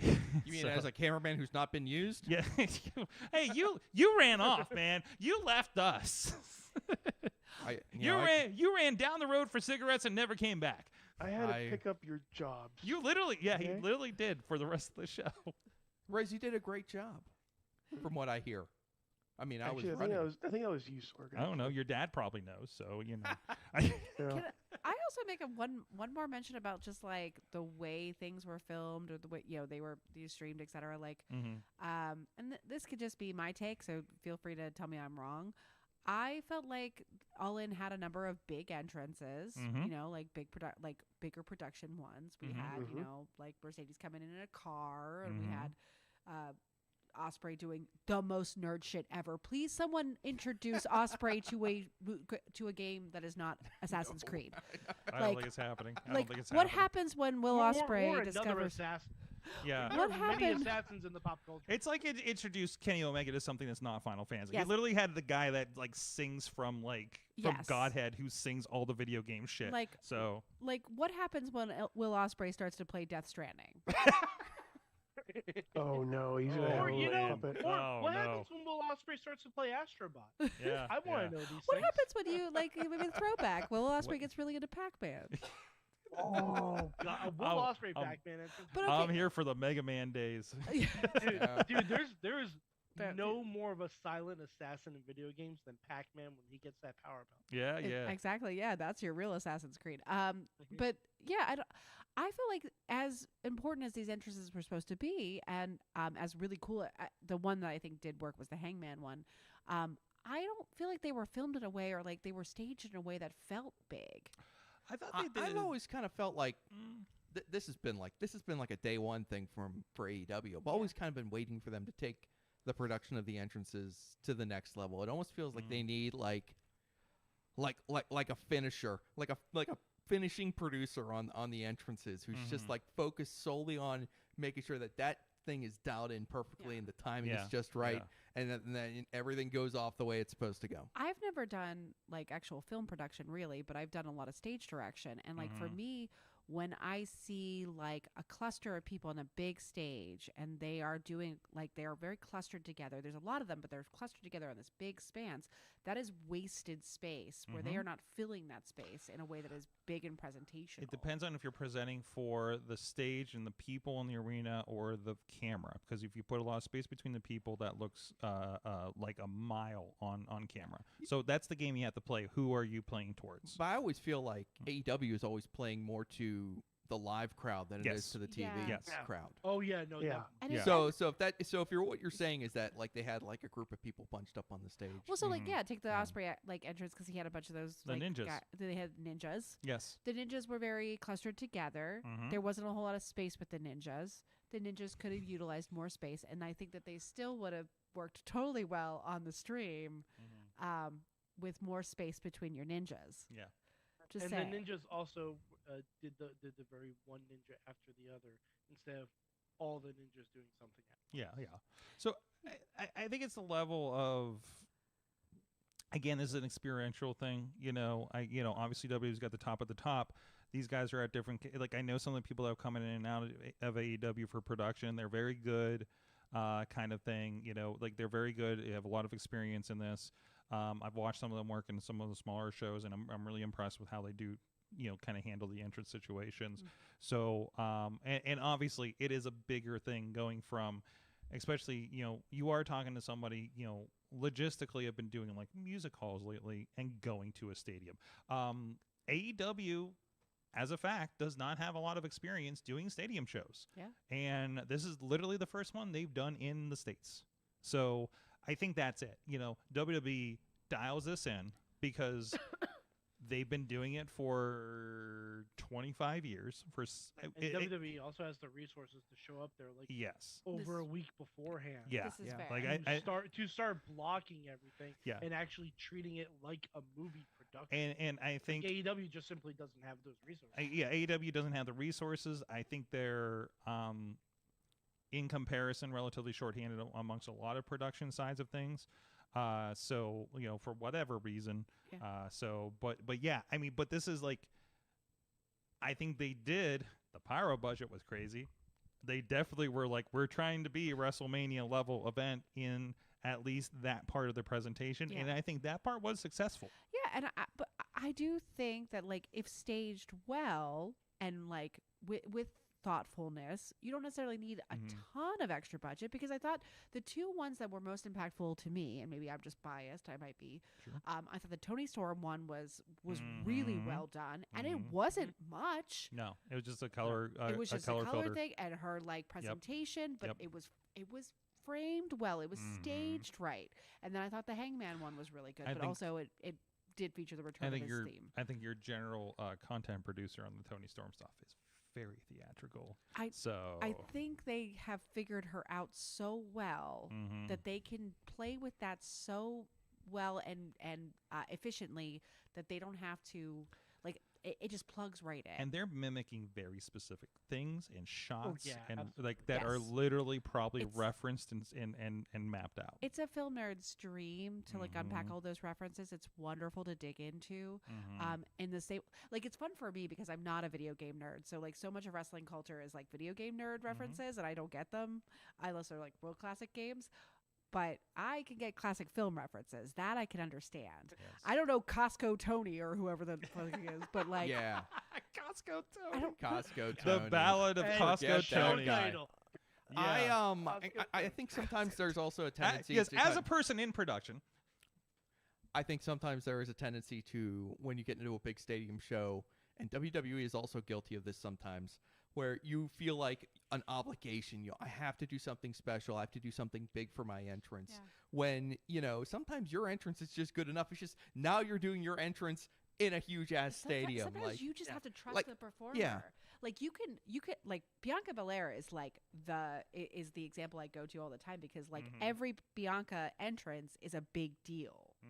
And you don't have to add people. Like it's cool when you get like the girls like stepping with her or like etc. But like you don't need it, because like you have the right performer and the right amount of energy. They're coming in big regardless of the atmosphere. Absolutely. I think that's funny that you mentioned Bianca, because like of all like this was kind of like I definitely think of like some WrestleMania entrances that I just feel like, do we really have to do this? But with Bianca's WrestleMania entrances, almost every single one of those have hit perfectly. I showed the one with the girls. I've loved almost every single one of her entrances for WrestleMania. I think she's been fabulous. No, when I'm indoctrinating people into wrestling and I'm showing them entrances, Bianca's like a go-to, because they're fantastic. And like the one WrestleMania where she enters with like the girls step team, like it's so good. Yeah, the marching band one was amazing. Yeah, like let's just talk about Bianca Belair entrances just more for marching a little bit. Can we do that? In Can we just say this one more thing here? Kenny needs to dump that new intro theme. Yeah. All I want to do is hear Battle Cry. That's all you need, Kenny. Battle Cry, Pyro. Get to the ring. That's all he has to do. Why is he going for more? You don't need any more. We had a whistle. We also had a whistle soloist as well. So I mean, we also had a former Total Divas member. Yep. Which I thought was real weird. JoJo playing out. Eamon had to tell me that this is Swerve's old CZW entrance. By the way, I watched something. Was it either in the Superman movie or something else I was watching? There was an Ain't Nobody commercial or spot or something sometime in the next 24 hours that I watched. So, all right. Then we're going to get the YouTube takedown. That's too good. Chat for entrances. Will Rusev Tank ever be top? Well, yeah, everybody's trying to be the Rusev Tank. Let's be honest about that. So, anyways, we've talked about Rusev Tank, we've talked about 8 hours of AEW, but we have, if my count is correct, about another 8 hours of WWE to discuss as well from the weekend. We're going to get to that right after these messages.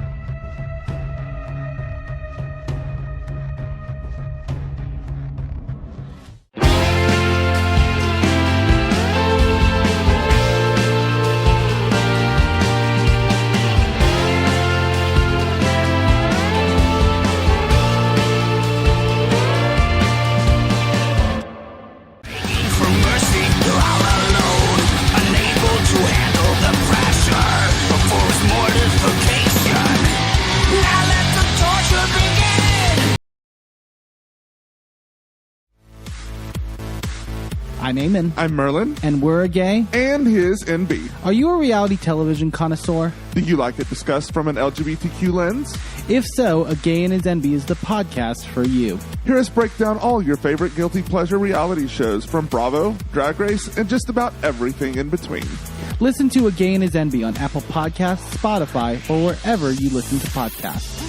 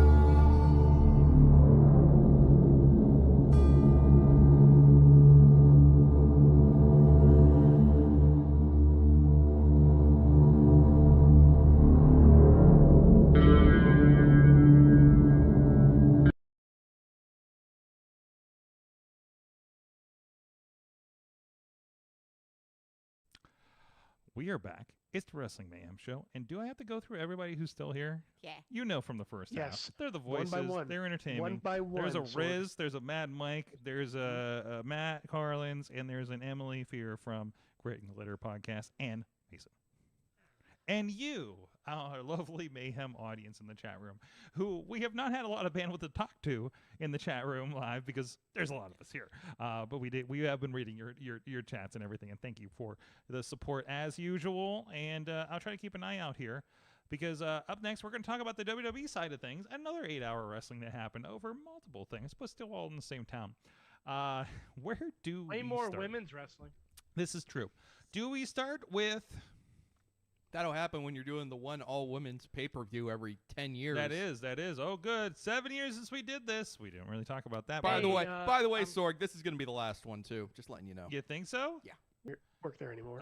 Okay, but still a very acclaimed show. I heard the show was great. Can't take that away from us. It was fantastic. It was great. But let's and start also, with... the first hour and a half of Raw was all women's wrestling. Which That's was true, too. fantastic. True, too. I'm glad everyone knows where to find it now. Can we stop complaining? I did have a rude Matt awakening. is feisty. Yeah, Matt is feisty right now. I've been storing it up for so long, Riz. Emily? I did Bring have us down to earth here. I did have I continually am thwarted when I'm trying to watch a WWE pay-per-view or any kind of WWE content because I have no idea where everything is stored anymore.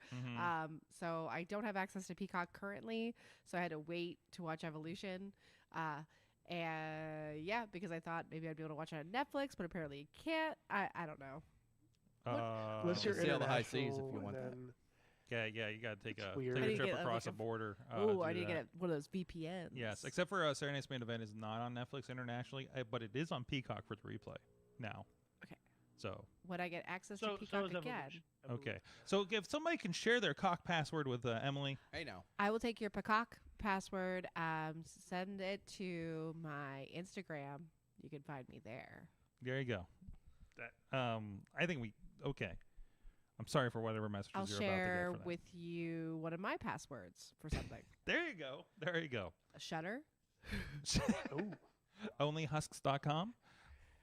Which actually, I shouldn't say that anymore because I found out it's a real thing, and it's not what we think it is. Oh no! It's a Twitch. Okay, when Beastman was on, we did Twitch Only Husks. streamer, it's fine. It's a Twitch streamer that does. I think it's like a cooking show situation. Okay. It ends up on Meet Nurse Huckleberry. And this is kind of what happens here. I don't understand entirely what's happening here, but now I get notifications every time they go live. So This stays PG, right? We have a young man here. I don't know. Well, I mean, this definitely looks like it's a certain the guy's genre. yeah, Oh yeah, it God, looks that's like it. loud. So there's a cat involved there. So either way, so let's talk about what everybody's talking Goldberg. about, Jelly Roll. Oh. That's your mainstream reach for SummerSlam this year, guys. And of course, we started on NBC in prime time. So Well, they just couldn't get Costco Tony, I guess. no, That's right. please keep. And don't please- forget, Cardi B is still going to be at SummerSlam. Well, there you go. Okay, so All I know right. who Cardi B is. so There you that's- go. That is exciting. And that's why WWE got you. They got me briefly. They've gotten me very briefly in doses. Yes. I'm making that Costco Tony money though. But good on Jelly Roll. Jelly Roll's lost a lot of weight too. He used to be. I used to see him at the Gathering of the Juggalos, and which is wild that he's like a huge thing now. So. Oh I yeah. think it's hilarious that Jelly Roll got a match before Travis Scott did. Because he I think didn't that's straight. I think that's actually hilarious. Because he didn't shoot punch Cody Rhodes in the ear. So. I think that would have gotten him a match Wait. sooner, but That would have gotten a match. He got a WrestleMania moment, so dude got paid. I have missed this story. Cody Rhodes got Oh, ear punched by Yeah. Travis Scott. yeah, when he turned at Elimination Hot. Chamber on Cody, or when John Cena turned after Elimination Chamber, Uh-huh. Travis Scott came out with Rock. That's they're right. they're beating down Cody, and he just straight cold cocked him in the side of the head. Okay, so no one taught Travis Scott how to work. Apparently Nope. not. So by the way, in the chat room, Tina says that Emily, she has you. Tina. I miss you. and now you're best friends. We're already your best friends. I excellent. love Tina. But anyways, yeah. So there's that. I mean, that's cool. That's the celebrity thing. They're gonna have fun with it. Randy Orton's gonna be on Jimmy Kimmel Live now because Jelly Roll's hosting it this week. I saw the ad last night for it. I feel like I just took drugs. Hey, like nothing you Yeah. said just made any Like, sense at all. The well, fact I that, mean, and I don't know if you saw the video of Jelly Roll getting Claymored directly in the face. The acting that happens with Randy Orton trying to act like he's very distraught about Jelly Roll. turns out Jelly Roll's is- like his best friend out of nowhere, like kind Yeah. of thing. Yeah. I mean, there was that one time where he dapped up Jelly Roll and then immediately was contact high during that. But that, like, just seeing him try to act like he is caring for this is the same amount of effort he put into saying, "I will go to the papers if I have to." I want to hear the heartfelt promo defending Jelly Roll. Oh, Like- and you know Orton's going to do it. Oh, that's gonna be some prize winning acting. Ponder saying that we are in the happy Randy era. So I have to say, I did like the promo that Logan Paul cut on Jelly Roll, saying that Jelly Roll didn't deserve to be in his business. Oh God! Because he paved the way for that. I thought that was very funny, and I don't like Logan Paul's promos typically. Thought that was very funny. Logan Paul, Johnny Knoxville came before you did. oh my God, that Johnny Knoxville match in Dallas was actually really good. I'm frankly, this is making me miss the Knoxville days. Oh. Anyways, the System showed up on NXT tonight. That's cool. So I'm flipping through Facebook and see what's going on. Don't you think it's kind of funny that Jelly Roll's going to be in a wrestling match? Like if somebody came up to the booker on like your local indie and they're like, "What's your name?" and he's like, "Jelly Roll," and he's like, "Not tonight." Like they would not let that through.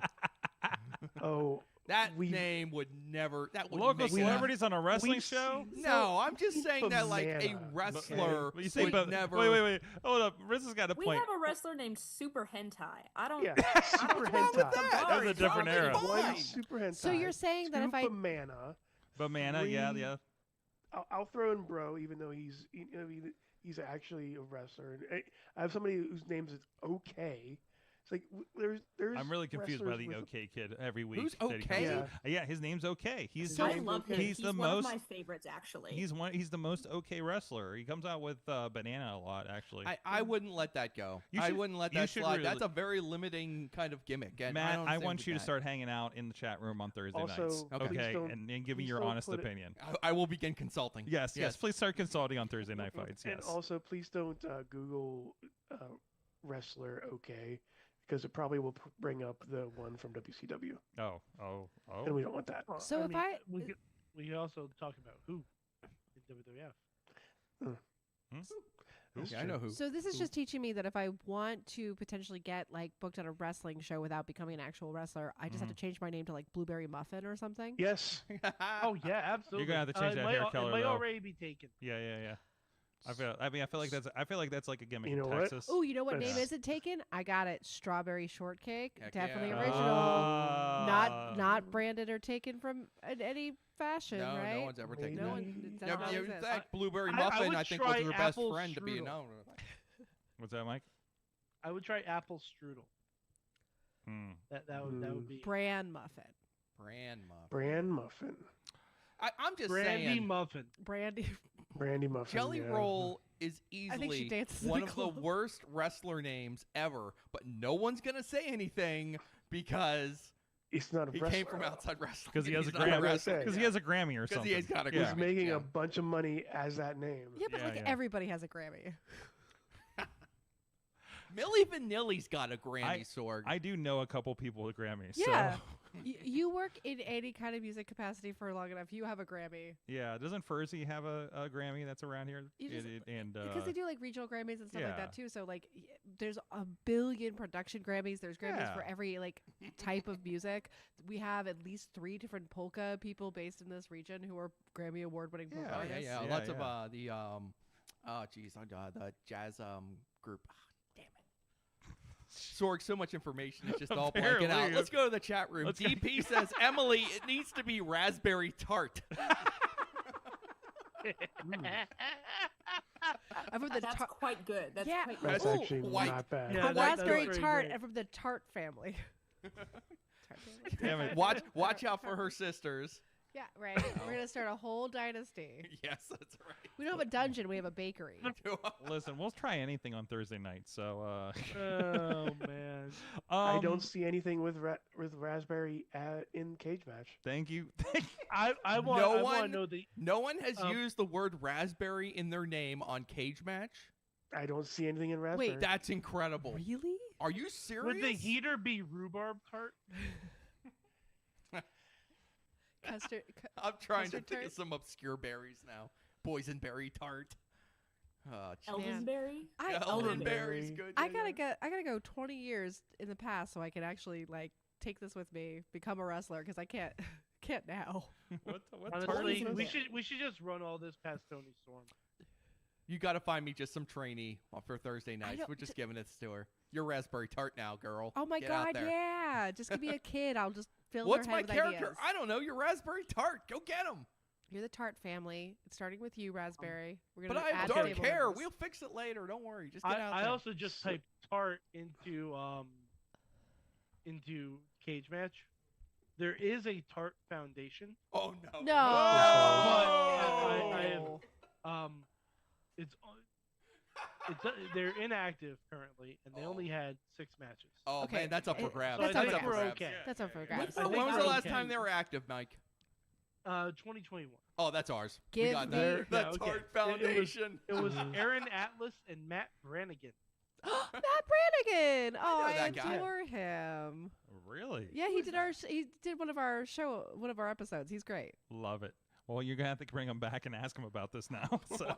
Well, and knowing Matt Brannigan, I could understand why he was in the Tart Foundation. Okay. Jeez. Living Color also has a Grammy, by the way, according to Tina. Of Well course they deserved. do. Of course they do. Yeah. As they should. I think Travis Scott has Grammys for all that stuff recently. So yeah, there's a lot happening. Yeah, Logan Paul, where's your Grammy? He probably Green will 6 Mafia has somehow an get one. Oscar. Like 3 6 we can Mafia go all- has They have an one? Oscar They do. They Wait, have an Oscar for original song. Yeah. Was hold it for the on. I'm looking at. Hustle and Flow or whatever that was? I think so. Like hard out here for a pimp. Hard out here for a pimp. Yeah. Uh-huh. Okay. Yeah. All right. Yeah. By the This way, is all you need to know about WWE's weekend, that the conversation has diverged that's so violently in this Okay, It's direction. not that bad. Okay, side it note- wasn't wait, that wait, bad. wait, wait. WWE's weekend was Hold on. pretty darn It was good. great. Hold on. Evolution. Point was of order. fantastic. Not Point of many order. people saw it. That's all Point I'm of saying. order. I watched Evolution. Can That's we a different please show, talk Sword. about it? Point of order. Point of order. Before we move on, I did ask ChatGPT Oh no. Oh, boy, here we to go. give me a description and an image of what the pro wrestler Raspberry Tart might look like. Oh man. Is this PG? Oh yes. Oh, yes! that's It's just angry Veda Scott. That'll work. That's Yeah. just me.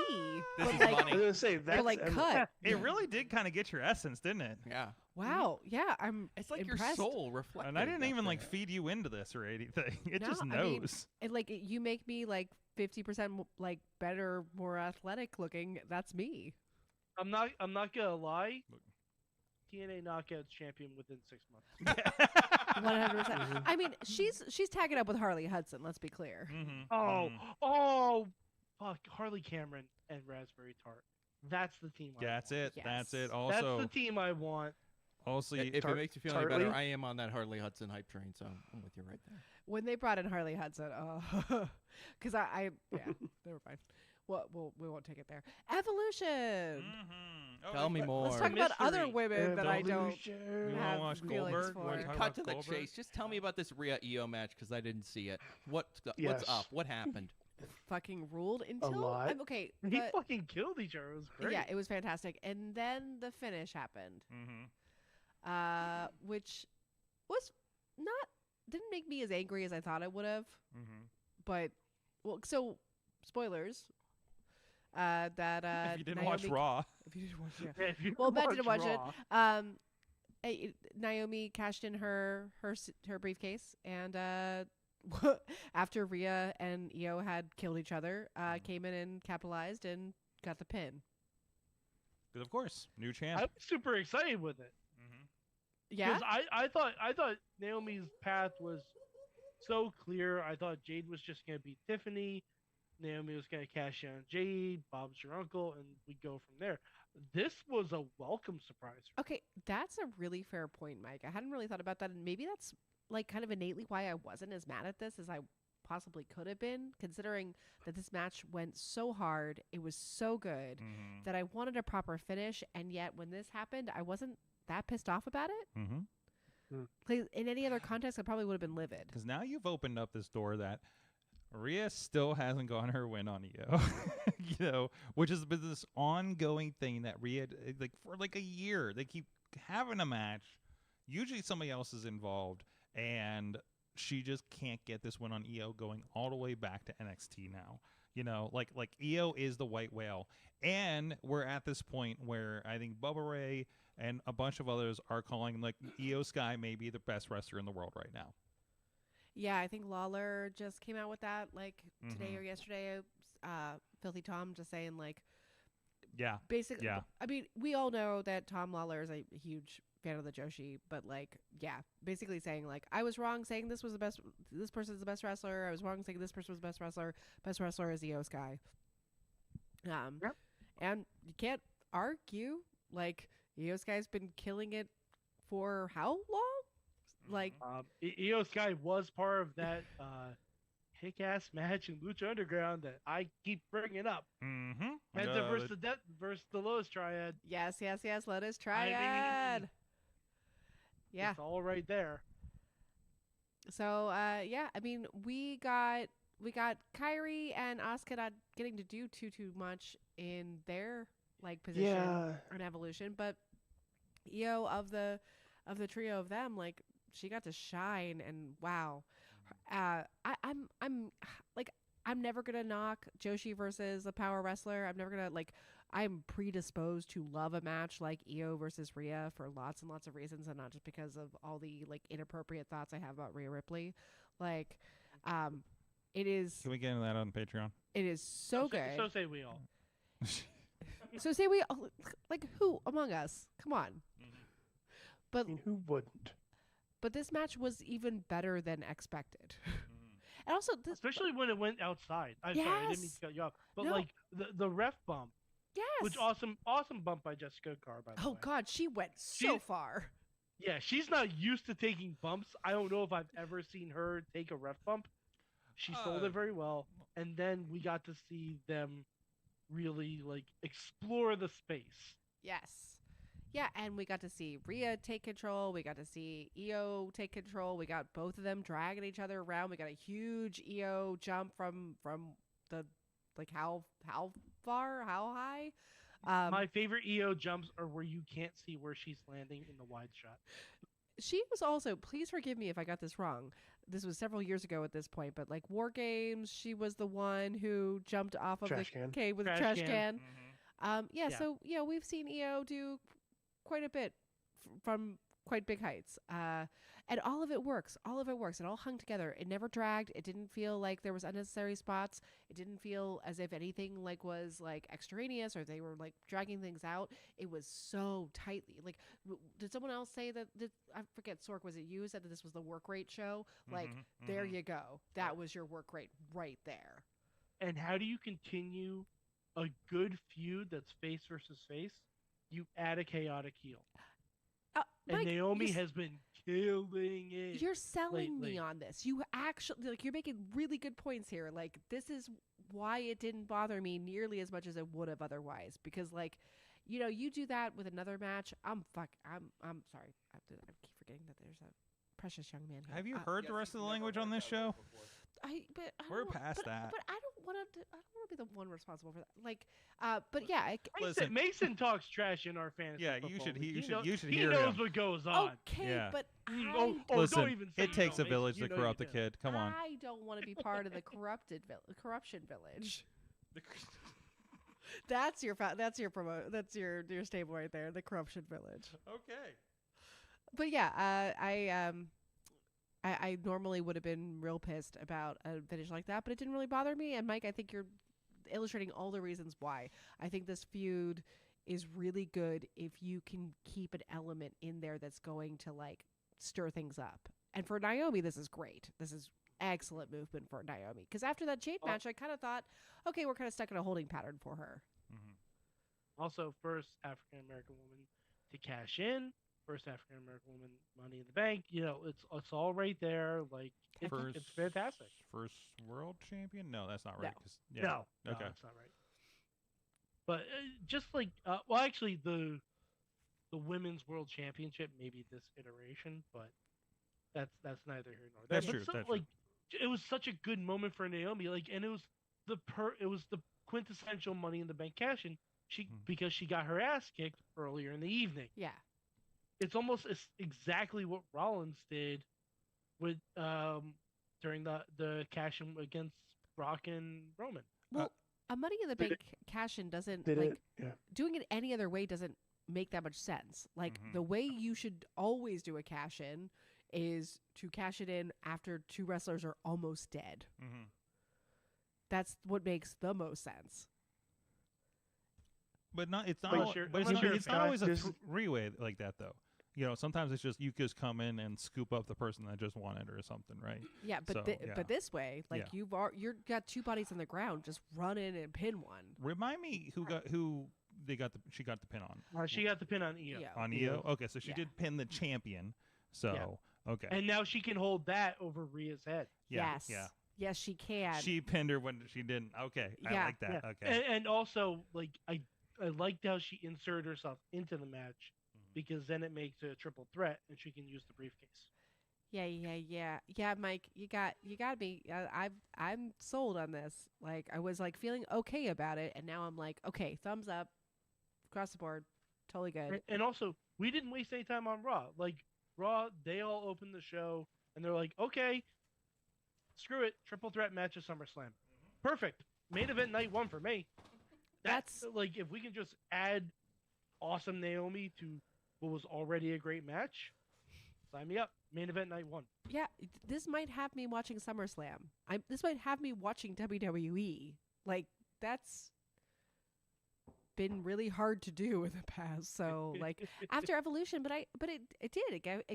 I think this is why Evolution, even if it's not selling a ton of tickets, I think Evolution is crucial in their lineup of pay-per-views because it's guaranteed catnip for fans like me who are not sold on the product in general, but you get us in there with those stories and we're going to want to follow up. I did the same thing with the last Evolution, 7 years ago, but like I started watching WWE after the last Evolution. I started waning off because they started to undercut some of the people that they had highlighted during that pay-per-view, which they tend to do. Yeah, I don't know. I think that's one of the reasons why you have to have this pay-per-view. I don't want to discount the fact, I don't want to make it sound like I don't think Evolution has an idea without merit. I'm just pointing out that well, I do hate women, but that's okay. Because there are wrestling companies made specifically for me.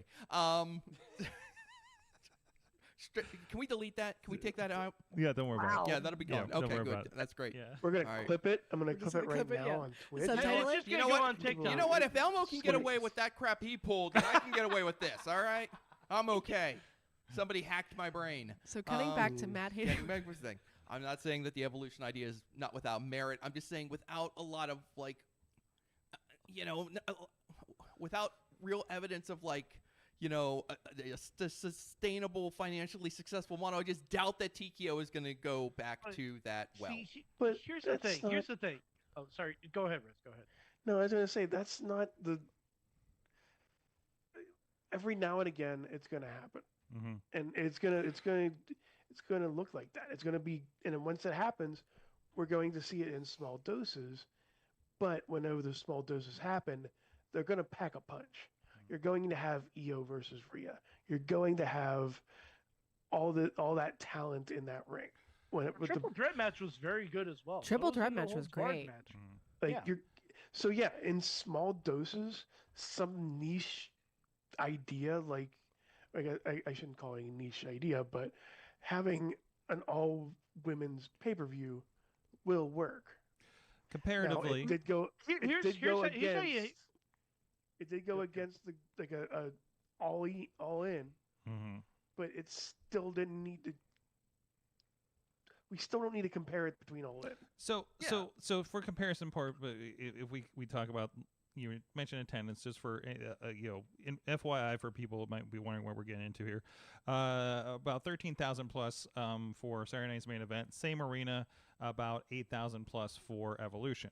So yes, but you're missing a very large factor when it comes to selling tickets for that arena. Yes. At the same time, right across the street was a Beyonce concert. You know what? That just speaks to a larger point. Which night? Sunday, not Saturday. There you go. Wait. This speaks to a larger point. All right, and that is that WWE they want to try to take these spot shots. Let's just be real about the intention of running spot 3 shots. shows on the same weekend as All In. And let's be real honest about the reason WWE actually did that, okay? And it wasn't because they were concerned about the Beyonce concert across the street. If they were using their heads and they were thinking and they were like, we want these shows to be as successful as they can be on their own, they wouldn't have run these 3 shows the same weekend as a Beyonce concert in the same damn city. The only reason they did it is they wanted to take a bite out of AEW, and it didn't work, and they all got swallowed up. 3 shows. The only reason it was in Atlanta is because Goldberg. Evolution was supposed to be in a different city and state altogether. You're probably right. I know don't I'm mean right. to get That all was the fired up first about one. this, Sorg, And again, but it just pull back. I find it amusing when WWE sends these shows out there. They send an NXT show out there on a weekend like this. They send an all-women's pay-per-view out on a weekend like this. They don't send one of their mainline pay-per-views out on a weekend like this because that would be embarrassing if something like what happened this weekend happened to one of their main pay-per-views. But they'll be happy to send Evolution and NXT, whatever the hell they ran, and Saturday Night's Main Event. They'll be happy to send them out. They'll send their please God, don't hit me. They'll send their B-tier PLEs out there to try to take a bite out of AEW. Okay. And they're basically just sending their kids. You're allowed to hit them with the pillow. Kids out, metaphorically, just sending their kids out to play in traffic and just waiting for the car to hit them. Wow. And that's what happened to NXT when this all started, when this whole damn thing started. Many years ago, and WWE just had to send NXT out on the Wednesday night to go up against Dynamite, and they got their ass beat. NXT was already on Wednesday. Okay. Yeah, and why? Hold on. Simmer down. Whoa. Simmer down. I'm not going to relitigate. Simmer down. That's okay. Simmer down. Okay. So no, Mike. Mike. Hold off. Everybody's got to settle. They do. Point of order. They do a disservice. They do a disservice to themselves by doing this. So they do a disservice back off the argument to the many talented women who performed on Evolution when they do things like this. They do a disservice. Emily has something to say. Okay, I'm out of here. I'm just responding to like a very impassioned argument for Matt. So I don't want to be like naive about the business. Obviously, they put these shows on to make money. They put these shows to sell tickets. They put these shows on to make money. Yes. I think a show like Evolution and probably some of their other like pay-per-views, but Evolution specifically, I think Evolution is an investment show. Yes. I think to me, it's one of the shows that you run knowing that you're not going to be I think it is B tier when it comes to selling tickets. I think it always will be. It's the first Evolution undersold too. For now. What's that? For now. I was in the crowd for the first Evolution. You'd never know that place undersold, and all the merch was gone. Yes, and you probably wouldn't have known it at the show this past Sunday either. Like the energy from that crowd was good. The like momentum for that crowd was excellent, and I'm sure that they did a killing in merch sales. So to me, you take a loss on your ticket sales, but what you are getting is you are getting lukewarm fans. You are getting non-WWE wrestling fans to watch this product. I knew a bunch of people who went to the first Evolution who hadn't watched any wrestling, but they were sold on it basically just by being told like some of the stuff that was happening. Open another gateway. And regardless from this, the girls and the gays want Evolution. And they were in the crowd. That was like there was a lot of it felt like the first 5 rows were all female when I looked at that thing.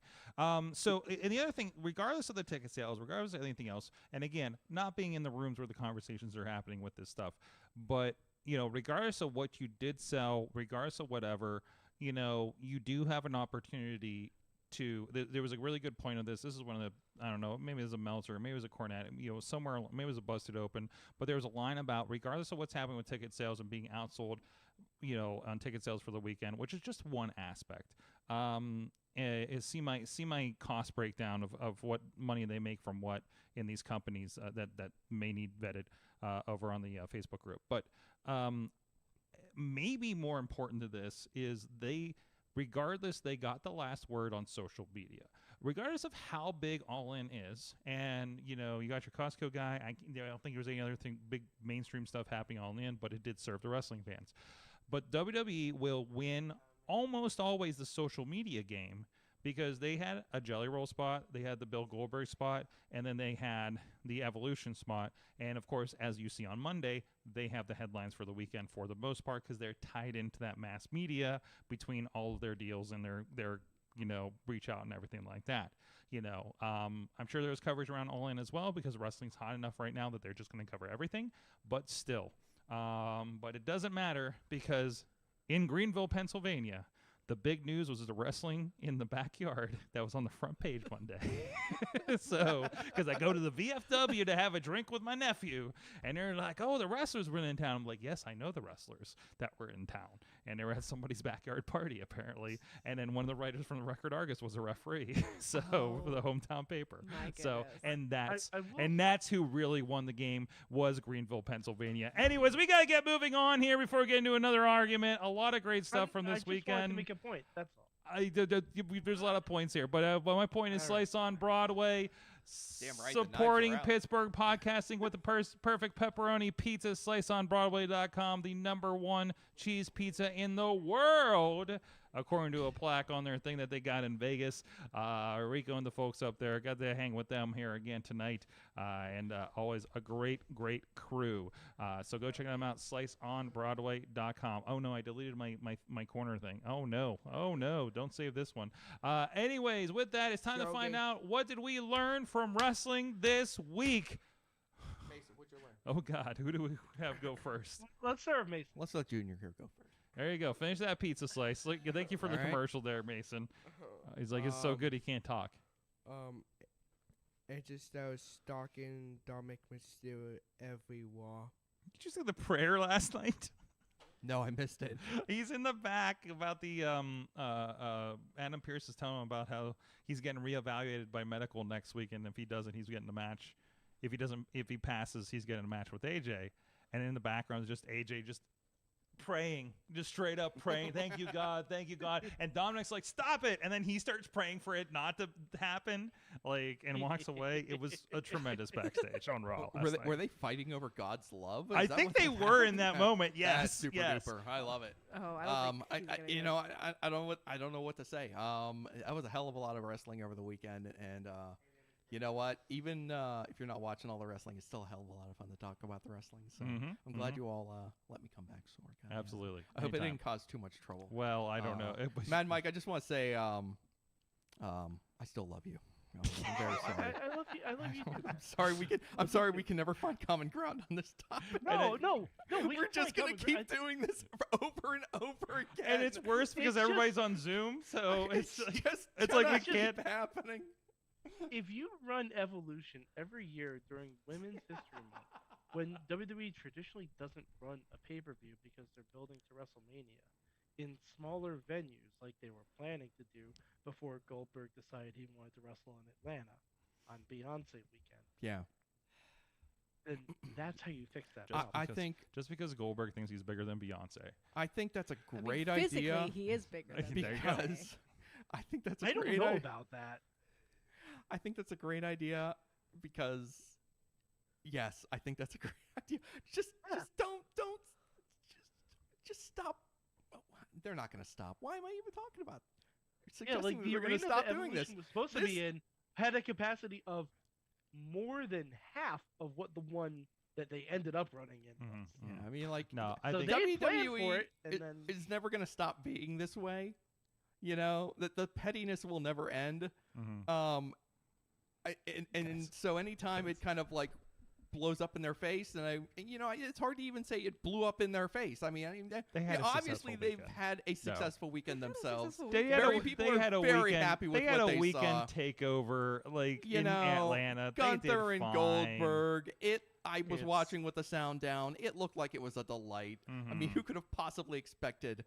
If anyone was up to that challenge, it was our boy Gunther. Gunther. Stood up to the assignment and did well. Yes. Emily. I'm just happy Goldberg did. Emily, what did you learn? It's my turn, Mike. It's your turn. Let her talk. What did I learn? I spent a lot of my time watching wrestling in the past 2 weeks, so I learned that I really missed watching wrestling. I learned that there a lot of new names of people in WWE. A lot of wrestlers I didn't know and could not name for you now. Also, I learned that WWE was not at all interested in doing a long burn with Mariah May and Jordan Grace. No. They definitely set up a very similar story to what former Mariah May, now Blake Monroe. Did you see the makeover video from Tuesday on NXT? No. It was fantastic. Because it was what they were like Jordan's like, I thought we were gonna work out together or train together, and she's like, yes, come here, and like they did a whole makeover, make you know. Did she call her muscle muppet? Yes, she did. Yes, okay. she did. I wanted to make sure I heard that correctly. Yeah. Yes. Yeah. I mean, story happened over a period of what, a month? Roughly a month. Yeah. Yeah. Yeah. So they were not interested in a long burn at all, which actually I'm kind of glad about. Like, because they could have just decided to do a repeat of the Toni Storm storyline, but with Jordan Grace and like frame it a little differently. But instead they were just like, let's blow it up right away. I don't know where this puts the Blake Monroe character or like what that leads to for either of these characters, but I'm kind of okay with them like pivoting pretty quickly from this, because I was ready for like a 6-month rehash of a lesser rehash of what we saw in AEW. And in the meantime, you have JC Jane and Masha Slamovich's Slammiversary now title for title. So title for title. Yeah, I'm silly to think that Masha could take this, right? Like that's not gonna happen. You know, I don't know. That's not gonna happen. But like, Trick is the NXT champion. Also, did or you see TNA champion? Did you see for Bloodsport? It's Masha versus Natty. My God, my God. Oh, that's fun. Like I'm just getting present after present. This is why I'm like back into wrestling, friends. I'm like back. Now you have to have me back like sooner than a year. Yes. Playing Natty Neidhart is amazing. Yes. Yeah. So excited for Natty. So yeah, what I learned from wrestling this weekend is that I really missed wrestling. I'm glad to be watching it a lot more. Real quick before we move on, I want to get the chat room here. Oh God, this is stuck. Oh no. Oh no. Oh, the chat room's buzzing. There we go. It is buzzing. A lot going on there. So is this what? No, that's not. No. Where's the learning started? There's just a lot of commentary. Bonner says, I learned that it's important to have clean lips. Yeah. Yes, all 4 of them. All 4 of them. Matt Birch learned that Nick Wayne was my MVP of the weekend because he had a killer match with Titan on ROH. He did, absolutely. That I think more people should be talking about, and his heel turn on Christian was perfect. So there you go. Also learn. Wasn't Christian a bad guy though? Yeah, you can turn on a He heel. has been, and we'll see if he is. Because he was told to go find him. Yes, exactly. They're toying with a redemption arc, and then Edge left his like big weird toothbrush with Christian. That's right. That's right. and they got to get back together so they can sell that planking device that's all over my Instagram feed right now. Yeah. So I for think dad they're bods. gonna do a run-in. yeah, they got that dad bod situation. I hope they hit somebody with the plank pad. I did appreciate that Edge and Christian had the same exact hairstyle again. Oh, I appreciate facial hair and all.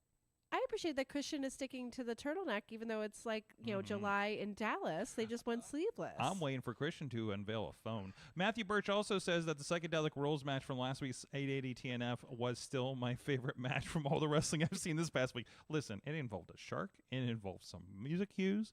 It was the most ridiculous thing I think I've ever shot. And also, it's not the first thing with the shark in wrestling that we filmed. Go.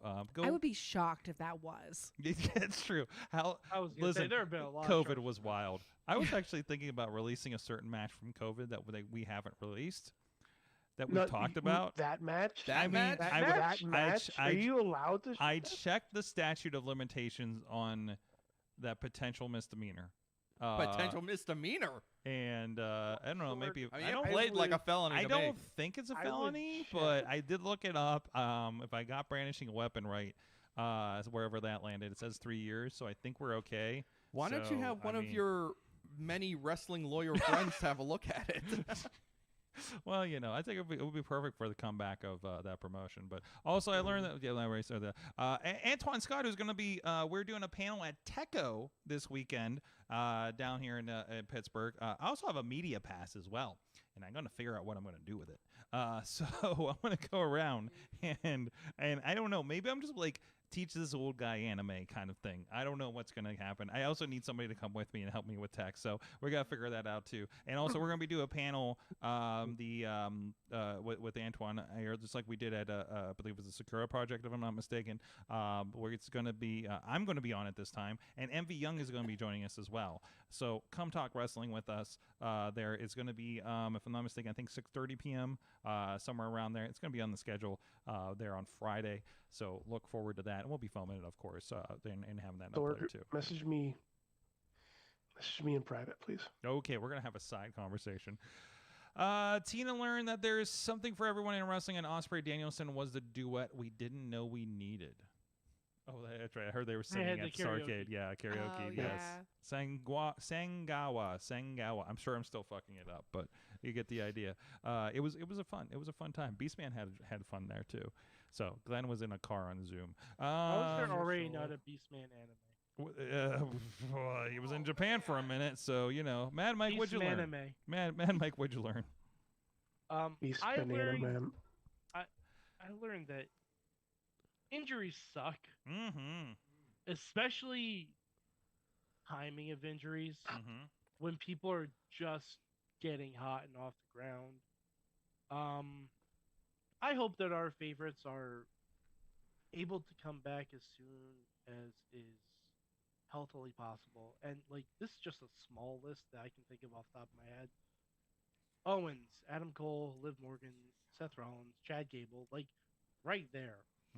That's a pay-per-view card. Yeah. That's a pay-per-view card. Those 5 individuals. And it sucks that like when I saw Adam Cole walk out in his street clothes, I just felt so bad for him. Yeah. Because it's Adam Cole. Adam Cole, one of the nicest men in wrestling. Absolutely. Like one of the nicest men in wrestling. Just it has to be said. And the fact that he didn't even get like it was a non-contact injury or whatever it is. I don't even know what it is. But like it sounds like it does sound like it was a concussion. Yeah. It was so bad the word on the street is it was so bad that he had to get talked down from retiring on the spot and announcing it at that point. So that's why there was like kind of an off mention. There's a part of me that hates that he was talked out of it. Yeah. Because like, let's be real. Retiring is the right choice for your health. And also, so there are people saying, no, keep potentially doing this so that you can. But also, like, don't announce it because you don't know how this is going to go. You don't know where you'll be in a year. But here's the thing: it's wrestling. Retirements don't mean anything. Exactly. Retire and then you're out of wrestling forever. Oh, look, 6 years later, there you are back in wrestling. Yeah, retire and then 6 years later, you do a podcast with Sheamus and accidentally fall off your bike and realize, hey, I can bump again. Yeah. Edge, Christian, Page, and Bryan Danielson. Like, I mean, AEW is like the place where like wrestlers who were told you should not be wrestling again come back to wrestle. Who's the guy that had a fucking brain tumor? I'm blanking on it. Shibata? No. Shibata, yeah. Yeah. I don't think it was a brain tumor, but point taken. Thank you. It wasn't a brain tumor, but it was. He had brain surgery. He had his brain removed from his body. He did not have his brain removed from his body. Okay, you know. You know what? We can keep saying he that. had brain surgery. Yep. I think Riz, what did you learn? First of all, I'm very skeptical of the Seth Rollins one. Second of all, I learned that my favorite moment of the weekend of professional wrestling, was the Mr. Iguana versus Santino match. Oh my God, yes. I never thought topping the Rumble where Santino and Mick Foley did the spot with the Cobra and the sock would have ever been topped. The Iguana got involved in this match with the Cobra, and they did the stare down and they did the whole thing, and then spoiler alert: Santino attacks the Cobra, or attacks the Cobra, and almost killed it. And the play on that was perfect. I heard, like in that video, I was hearing kids crying, like it yes. This is wrestling. This is wrestling right here. If you're not making kids cry. Yeah, what are you even doing? What are we even doing here? Like the Star Wars style battle between Snake and Lizard was pretty epic, especially with the fog machine going. Also epic. That's what I learned. I learned that I do not hate that the AEW championship was not seen for almost a year. It was something different. It was kind of bold to say, hey, we're literally not going to show you our championship for a year for this thing. Like, it is like the ultimate. In retrospect, I know in the moment there were some points where it felt long in the tooth, but I feel like the Death Riders did a very hardcore NWO, right? They were taking over. They were running roughshod. It was AEW versus these guys. They literally took like the soul of the company and hid it in a briefcase for like what 10 months, right? Yeah. Like I think that was pretty. And again, it led to a great like victory moment at their biggest show of the year. Yeah, you know, and I think that was a really good story to tell. They interweaved, you know, Ospreay and the Swerve Hangman thing, and it's this big tapestry of something, and it had some real kind of superhero moments, I think, on Saturday with that. And I think that was like they built some really good long-term stuff here. I think they did a really nice job also of dovetailing in the Bucks and their kind of their soullessness in this storyline, and really buying into this idea of like a corporate image and being these like power players in this company, the EVPs, and like flaunting that. And like, so you had these two sides of like power dynamics, like, you know, taking control. You had the like brute violence, and then you had the capitalist arm. And so it showed you these like two sides of like malevolent energy. And so what you needed to combat that was like a lot of conflicting forces of revolution, and those didn't always play well together. So they had to they had to sort it out. That was the lovely thing about the Swerve Hangman interaction that showed on Collision, was that it's not so much like in of itself burying the hatchet between these two men. It's more of identifying the fact that like, in order to overcome these two forces, we have to work together. As uneasy and as unhappy as we are about some of these things, the trauma that we are carrying from this will continue to linger. We still need each other in this moment. Having people recognize that, having Hangman come out to his original theme, all of these things. And you're right, like there was a power in showing the AEW belt again, and having that like restored invisibility, having the Bucks like earlier lose their EVP titles, and then having Moxley lose the title, being able to restore AEW in some way, in some crucial way. Yeah, it's really good wrestling storytelling. It's some of the best that you'll get. It's good stuff. On that note, Emily, thank you so much for joining us. Thanks for having me back. It's been too long. Welcome to the party. Matt Crines, thank you for coming back randomly. Thanks for having me. Thanks for being here. Thanks, Matt. And thank you, Riz, Mad Mike, and everybody out there. Intern John. And Mason. Hi. And chat room sticking with us all night and still going relatively strong, actually.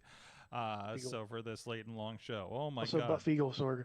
Yeah, and also, as always, thank you for Riz to say again, praise so I can Buff see Eagle. The Buff Eagle. I will praise Buff Eagle. Praise Buff Eagle again. Praise Buff Eagle. There you go. On that note, thank you, everybody. Stay tuned for Patreon, where I think we're going to probably talk about Superman and maybe a little bit of Mason Mania And the on Muppets. there, too, and the Muppets. Thank you. This has been your Mayhem show for the week. Mayhem out. Just wait, just wait, just wait, just wait. Wait for the perfect time, then attack. Don't give up what you want, take it back. Wait for the perfect time, then attack. Do what you This show is a member of the Sorgatron Media Podcast Network. Find out more at sorgatronmedia.com.